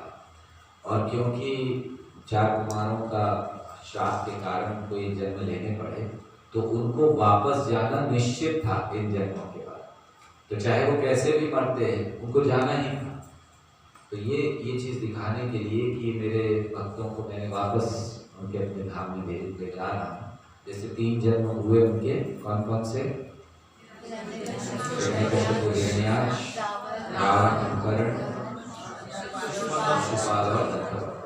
तो ये भगवान के द्वारपाल हैं, उनको 3 जन्म के, उसके बाद उन्हें वापस जाना, तो इसीलिए कोई चला गया। लेकिन इसका और एक कारण नारद मुनि ने दिया, बहुत अच्छा कारण दिया। नारद मुनि कहते हैं, गोप्या कामात् भयात् कंसो द्वेषात् छेदादयो नृपः, कि वो कहते हैं कि गोपियों ने भगवान को काम से प्राप्त कर लिया। काम है प्रेम, शुद्ध प्रेम। तो गोपिया कामात् भयात् कंसो, कंस ने भय से कर लिया। उसे इतना भयभीत रहता था कि 24 घंटे कृष्ण भावना भावित था वो। हम लोग भी इतने नहीं रहते, 24 घंटे कृष्ण के बारे में सोचता था, शक्ल देखता था अपने चेहरे में, उसको गला कटा हुआ दिखाई देता था, चिल्लाता था कृष्ण आ गए, कृष्ण आ गए। उसके 2 सैनिक आ रहे हैं, उसको देखकर चिल्लाता था कृष्ण बलराम आ गए, कृष्ण। मतलब कितना कृष्ण भावना भावित था हर एक को देखकर कृष्ण को। तो कंस ने भय से, और शिशुपाल आदि लोगों ने द्वेष से। शिशुपाल बचपन में तुतलाकर बोलता था, तब से कृष्ण की निंदा करता। युधिष्ठिर ने प्रश्न किया कि हमने तो सुना इसको बोलना नहीं आता था, तब से निंदा करता था, ये कैसे शुद्ध? यही चीज जब उसने देखी युधिष्ठिर ने सबके सामने, तो युधिष्ठिर ने यही प्रश्न किया कि ये तो इतनी निंदा हमने सुना, अभी भी बचपन से कर रहा था, तो ये कैसे मुक्त हो गया? ये तो आश्चर्य की बात है, भक्ति कौन करेगा कि अगर ऐसे लोग मुक्त हो रहे हैं। तो नारद मुनि ने बताया कि इतना द्वेष करता था कि जब बोल भी नहीं पाता था, मतलब बच्चे लाके बोलते थे, उस समय से कृष्ण की निंदा। मैं फिर तो छोड़ूंगा नहीं, ऐसे बोल रहा होगा, जो भी बोल रहा होगा हमें नहीं पता, बोला भी जा रहा। तो ऐसा व्यक्ति, क्योंकि इतना द्वेष, तो नारद मुनि कहते कि अगर इतना द्वेष तुम भगवान से उत्पन्न कर लो कि केवल भगवान का 24 घंटे स्मरण हो, तो क्योंकि भगवान इस श्लोक में बहुत सुंदर है, बहुत शुद्ध है, अपाप शुद्धम, भगवान बहुत शुद्ध हैं, तो जो भी उनके संपर्क में आता है वो शुद्ध हो जाता है। तो चाहे आप द्वेष से संपर्क में आओ, क्रोध से आओ, भय से आओ, कैसे भी आओ, अगर कृष्ण के संपर्क में आ रहे हैं, जैसे अग्नि है, अग्नि में आप हाथ डालिए, जाने में डालिए, अनजाने में डालिए, गलती से डाल दीजिए, बिना देखे डाल दीजिए, अग्नि जला देगी। बच्चा डाल दे, बड़ा डाल दे, ऐसा नहीं कि बच्चे का हाथ जाएगा अग्नि में, छोटा गलती से डाल दे, इसको पता नहीं, जल जाएगा, बच्चा जल जाएगा। तो इसी तरह कृष्ण शुद्ध है, उनके संपर्क में किसी भी तरह से आएंगे शुद्ध होना होता है, और इसीलिए शिशुपाल शुद्ध हुआ। ठीक है, क्लियर? खाली कोई हाथ नहीं उठा, धन्यवाद। आगे जीव यह नहीं जानता कि भगवान से क्या मांगा जाए या उनसे किस पद के लिए याचना की जाए, किंतु जब जीव को अपनी वैधानिक स्थिति का पता चल जाता है, तो वह याचना करता है कि उसे भगवान अपने दिव्य संगति के लिए स्वीकार है, जिससे हमें एक ही प्रार्थना करनी चाहिए भगवान से क्या प्रार्थना करनी चाहिए? हमें अपनी सेवा में लगाए, बस संग में रखें, सेवा में लगाए, ज्यादा कोई चीज नहीं चाहिए। तो चाहिए और कुछ आप लोगों को? क्या इच्छा है आप लोगों की भक्ति करते हुए? हाँ, अब बदल रही है ना, और वैसे भी सबके सामने बोलना है तो बदल ही जाएगी।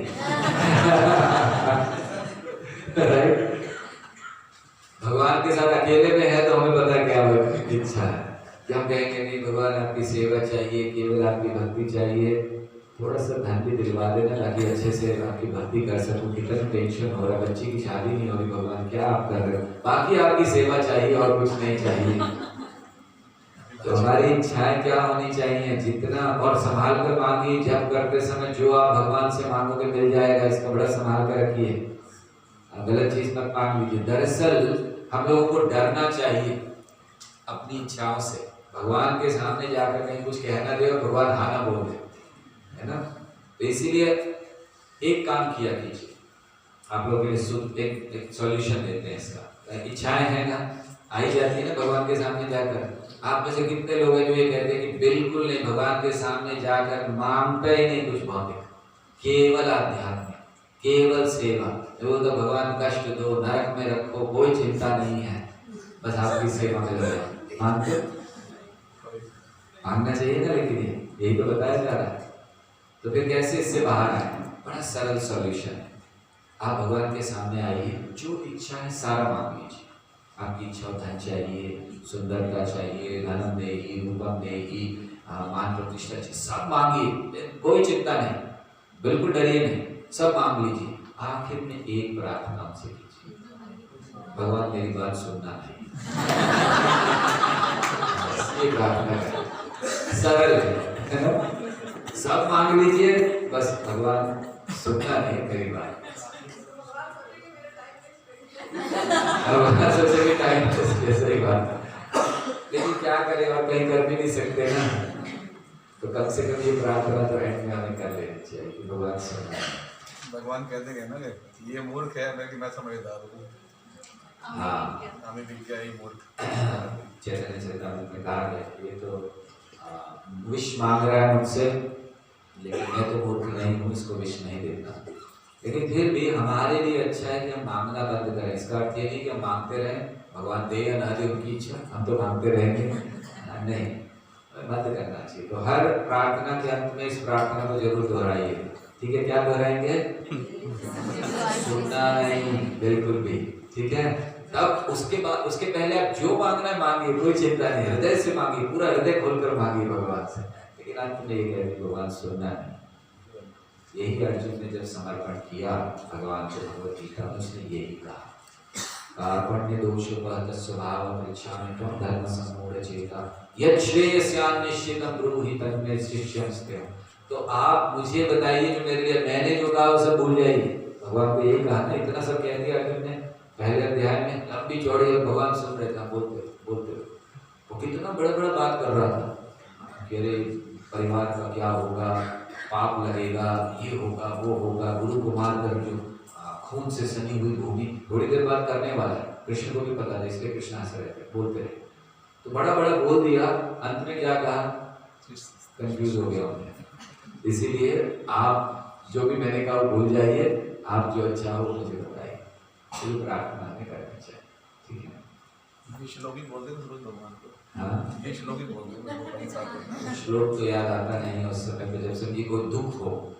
भगवान से हमारा निकटता कब होती है? जब जीवन में दुख आता है ना।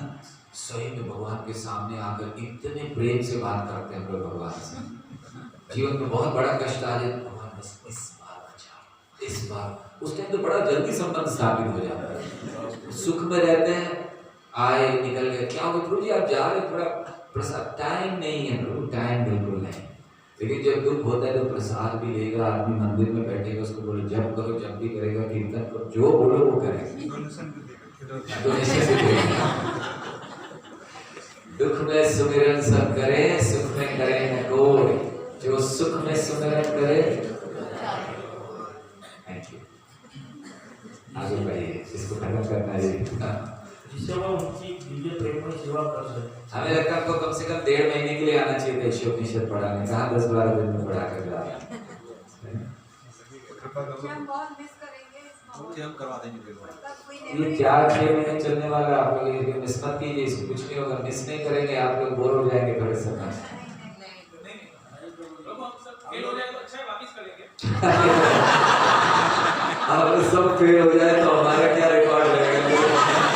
वो विद्यार्थियों की शुरू पढ़ा गया है, सारे फेल, एक बार से बंद पढ़ा। आप भी पकड़ सकते हैं ना। सत्संग के बाद में कोई प्रश्न नहीं होता किसी का, तो समझ गया अभी इतने प्रश्न हो रहे हैं। अभी तो हम बहुत अपने आप को कंट्रोल कर रहे हैं क्योंकि हमें आगे बढ़ना है, लेकिन एक ही चीज पर इतने सारे प्रश्न हो सकते हैं। ये प्रश्न हम इसलिए पूछते हैं, ये जो तरीका हमारा है, ताकि हमारी चीजें स्पष्ट हो। केवल लेक्चर बताते जाने से फिर वो अगर सब ये पढ़ते जाए, हम बस कोई चीज समझाते जाएं, थोड़े समय में इन पीछे से लोग कम होते जाएंगे, 4 लोग कम, 6 लोग कम, रुचि नहीं। इस तरह से हमें ये पता चलता है कि कई चीजें जो हमारे मन में आती नहीं है, लेकिन ये प्रश्न पूछे जाते तो हाँ ये कैसे होगा, ये सही बात है, तब फिर आगे पूछना चाहिए। प्रभु जी, हम सबकी तरफ से एक रिक्वेस्ट है, सिर्फ मेरे नहीं, हम सबका है ये। आपको कैसे पता सबकी तरफ से? बात हुई है। अच्छा, बात हुई है। सबने कहा है कि हमारे सबकी सीनियर है। अच्छा, वो है। सबसे जूनियर, लेकिन सबने बात की है, इसने भी कहा कि ईशोपनिषद हमें आपसे ही पढ़ना है, तो इट्स अ हम्बल रिक्वेस्ट कि कैसे भी करके व्यवस्थित पढ़ना भले 1.5 महीना ऐसा है कि हमारे पास 31 तारीख के बाद कोई समय नहीं। 31 तारीख लास्ट हम खींच सकते हैं कि बस तब तक जितना हो जाए, तो प्रयास करेंगे 31 तारीख तक कंप्लीट कर। प्रभु जी, आप शाम को भी भेज सकते हैं। शाम को बड़ा अच्छा में होती क्लास, सब लोग नहीं आ पाए। कल 26 तारीख का पूरा दिन नहीं। हाँ, मैं बोल सकती हूँ, कल 26 तारीख है, बाद शाम को है बराचा में। 27 को पूरा दिन क्लास वहाँ होगी बराचा में, क्योंकि वो लोग पीछे चल रहे हैं, 4 ही मंत्र हुए हैं अभी, कल 4 पूरे हो गए, वो भी हम जल्दी करा रहे हैं ताकि हो जाए। मतलब उनको आप ज़्यादा प्यार कर रहे हैं। हाँ जी, हमसे ज़्यादा प्यार करते हैं, उनके 4 ही हुए, हमारा 8 ही हुए। नहीं, उनके 4 दिन क्लास नहीं हुई थी, उनकी 4 दिन क्लास नहीं थी, इसीलिए जहाँ आपकी हो रही थी 16 तारीख से वहाँ नहीं हो रही, इसलिए धीरे चल। एग्जाम तो होगा ही होगा, वो तो चिंता मत करें। और हम ये सोच रहे हैं कि 31 तारीख के पहले 18 मंत्र कंप्लीट भी करा देंगे, कल से ऐसी स्पीड में कराएंगे कि आप लोग हैरान हो जाओगे, ये हुआ क्या 3 दिन में। फिर प्रभु एग्जाम में थोड़ी कृपा करके। वैसे भी देखिए 9वें मंत्र से जो होगा, अगर आप लोग ध्यान से देखिए, 9 से 11 जो मंत्र हैं वही मंत्र 12 से 14 है। 2 शब्दों का अंतर है केवल, इसमें विद्या विद्या है, उसमें संभूति में संभूति, मंत्र वही है। देखने जाते हैं 9वां मंत्र कौन सा है? अंधं तन्न प्रविशन्ति ये विद्या उपासते ततो भूय इवते तमो यौ विद्यया रता। अब 12वां मंत्र देखिए कौन सा है? सेम, तो इसलिए उस समय में हम लोग जरा स्पीड में चले जाएंगे, ठीक है? तो आप, हाँ, हमें कोई तकलीफ नहीं, अगर कल आप लोग एक्स्ट्रा लेना चाहें तो हम खुश हैं, अगर आप लोग कहें तो कल लंबा ले सकते हैं, वो ठीक है, डिसाइड कर लेंगे अभी, इसके बाद इसको कंप्लीट कीजिए। सारे जो भौतिक तत्वों के वशीभूत होकर अनेक अन्य वस्तुएं मांगते हैं, उनकी इस मनोवृत्ति का वर्णन भगवत कृपया भी मांगना बंद कीजिए। बहुत मांग लिया भगवान से, तो भगवान के सामने आए तो क्या कहना चाहिए? देखिए, फिर बोलना शुरू कर दिया, नहीं कुछ भी लगाना चाहिए। आप लोगों को हमें अभी रोकना चाहिए, बोलना शुरू करें तो आप लोग हाथ रोजी बोलिए बंद करिए। तो भगवान के सामने आए तो क्या करना चाहिए अगर मांगे नहीं तो? धन्यवाद देना चाहिए। भगवान के सामने आकर उनको धन्यवाद देना चाहिए जो हमें मिला है उसके लिए, बस इसलिए भगवान के सामने आना चाहिए, दर्शन करने चाहिए। मांगना बंद कर दीजिए, मांग लिए कितना समय मांगते रहेंगे? अभी धन्यवाद देना चाहिए। हमारे जीवन में इतनी सारी चीजें हैं जिनके लिए हम धन्यवाद दे सकते हैं, देते नहीं। आप में से कितने लोग भगवान को धन्यवाद देते हैं कि मेरी 10 उंगलियां हैं? देते हैं कभी? कभी नहीं दिया। लेकिन ये कितनी महत्वपूर्ण है। कितने लोग हैं जिनके हाथ नहीं है, उनको पूछिए जिनकी उंगलियां नहीं है, जिनकी आंखें नहीं है। हमने कभी धन्यवाद दिया भगवान को कि मेरी 2 आंखें आपने बनाई रखी, मैं देख पा रहा हूँ, पहले चश्मा लगा पड़ देख पा रहा हूँ कम से कम। ये कितने लोग हैं जो जन्म से अंधे पैदा हुए, हमने धन्यवाद दिया भगवान? बिल्कुल नहीं। क्यों? हम सोचते साधारण है। एक बार एक स्कूल में बच्चों को एक एक्सरसाइज दी गई, दुनिया के 7 अजूबे लिखो। तुरंत बच्चों ने लिखना सब शुरू किया, ताजमहल ये वो सब चालू हो गई।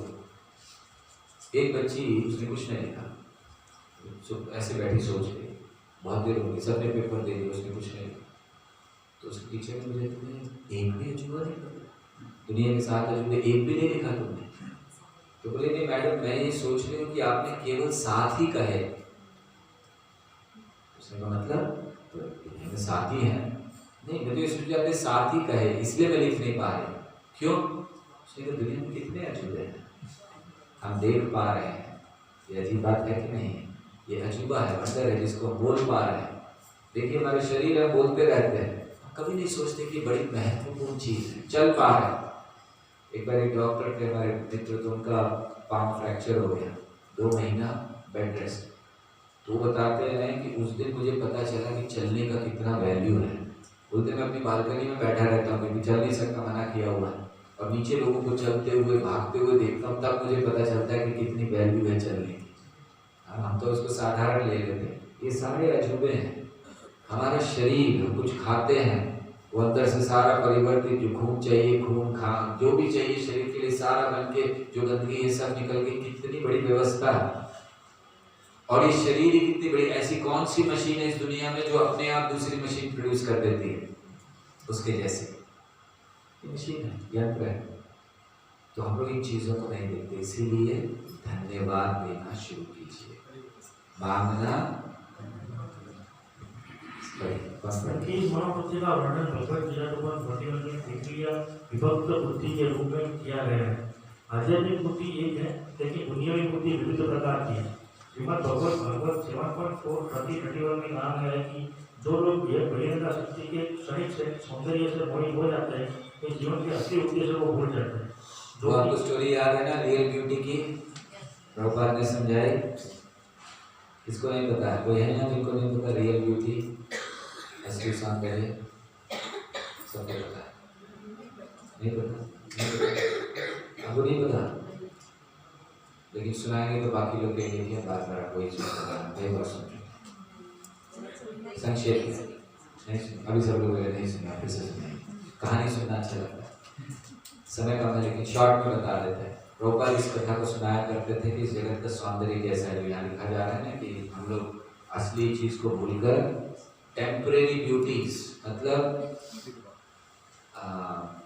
जो शाश्वत सौंदर्य नहीं है, अशाश्वत सौंदर्य के प्रति हम लोग आकर्षित हो जाते हैं। तो प्रभुपाद इसको कथा को सुनाया करते थे कि एक बार कोई बहुत बड़ा व्यक्ति था, बड़ा अमीर, तो एक दिन जा रहा था तो उसने देखा एक बहुत सुंदर लड़की, तो उसको बड़ा अच्छा लगा और उसके पास गया और उसने कहा मैं तुमसे शादी करना चाहता हूँ। तो लड़की जो थी थोड़ी शायद डिस्काउंट डिवोटी थी, तो पता नहीं इसका प्रॉपर सुनाते थे, शायद डिस्काउंट डिवोटी ये नहीं भक्त थी। तो उसने कहा ठीक है, आप अगर मुझसे शादी करना, बहुत सुंदर थी, अगर आप शादी करना चाहते हैं तो 7 दिन बाद आइए। तो चला गया बड़ा खुश कि 7 दिन बाद शादी होगी।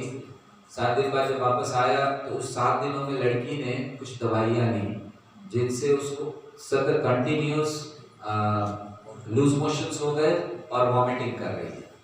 तो उसने दोनों एक बड़े बड़े मटकों में संभाल कर रखे, फेंके नहीं। तो जो लूज मोशंस होते थे मटके में संभाल के रखा और जो वॉमिटिंग करती थी वो दूसरे मटके में। तो ऐसे 7 दिन तक वो कंटिन्यूस करती रही। तो 7 दिन बाद स्वाभाविक है, मैं 1-2 दिन अगर ऐसा हो जाए तो हमारी आंखें अंदर चली जाती हैं सब। तो 7 दिन तक केवल वही निकल तो उसका जो मतलब चेहरा था एकदम ऐसा हो गया, आंखें अंदर चली गई, काला पड़ गया, ये सब ऐसा कमजोर। अब 7 दिन बाद हमारे हीरो जी आए, मतलब उसको शादी करने के लिए। तो ये बैठी थी बाहर, उसने देखा, बोला जाओ मालकिन को बुला कर लेकर आओ। उसने कहा कौन? अरे इसमें जो रहते मैं ही रहता, तुम नहीं, 7 दिन पहले जो दिखा। उसने कहा मुझे ही देखा। तो उसने ध्यान से देखा कि अरे ये तो वही है, क्या हो गया तुम्हें? उसने कहा कि जिस चीज से आप आकर्षित हुए थे वो मैंने 2 घंटों में बंद करके रख दिया, क्योंकि कुछ चीज मेरे अंदर थी तो मैं सुंदर लग रही थी, अब वो चीज मेरे शरीर से बाहर निकल गई, सुंदरता चली गई। तो सुंदरता किसमें है? मुझ में नहीं है, वो 2 चीजों में है। तो वो मैंने आपके लिए रखी है, आप शादी करना है तो उससे कर लीजिए। सुंदरता से प्रभावित हुए। अब आगे बताने की जरूरत नहीं है कि जब उसने मटके खोले तो क्या हुआ होगा। तो इसको प्रभुपाद समझाया करते थे। तो इसीलिए हमें ये सुंदरता से प्रभावित नहीं होना चाहिए इस जगह। आगे बढ़िए। क्योंकि भगवत धाम वापस जाना होता है, इसे बोलकर मनुष्य अनेक योजनाओं द्वारा कार्यक्रमों द्वारा संतुलन लाना चाहता है, लेकिन यह तो चपाए हुए को फिर से चबाने की बात है। फिर भी भगवान इतने कृपालु है कि वे भूलकर जीव को बिना किसी अवरोध के इसी तरह आगे चलने दे रहे हैं।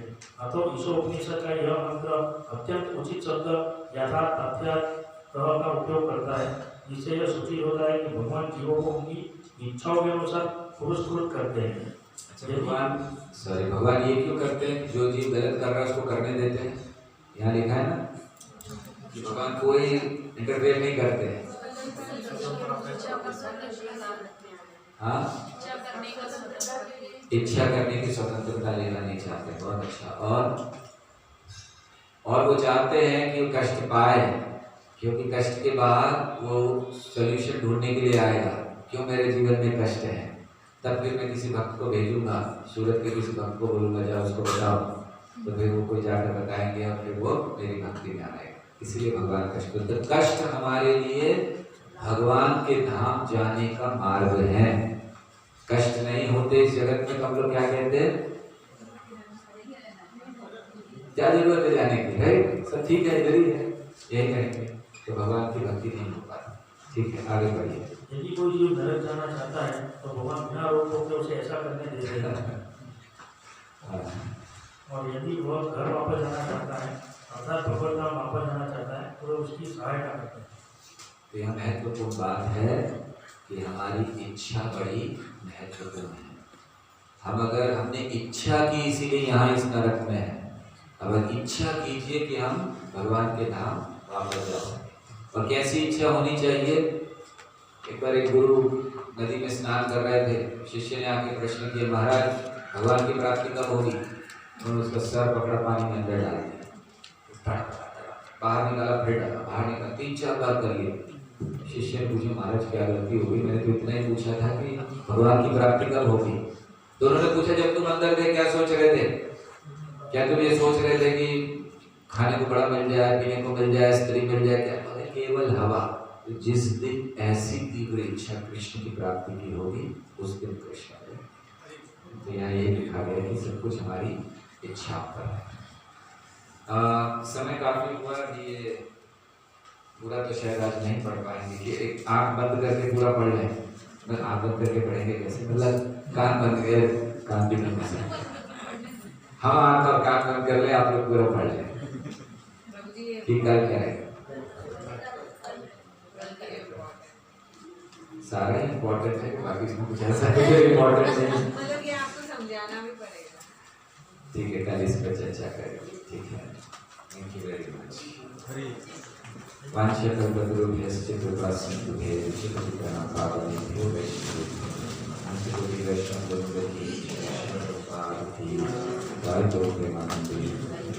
आप कुछ पूछ रहे थे, प्रश्न पूछ सकते, जिनको जाना हो लेट हो जा सकते।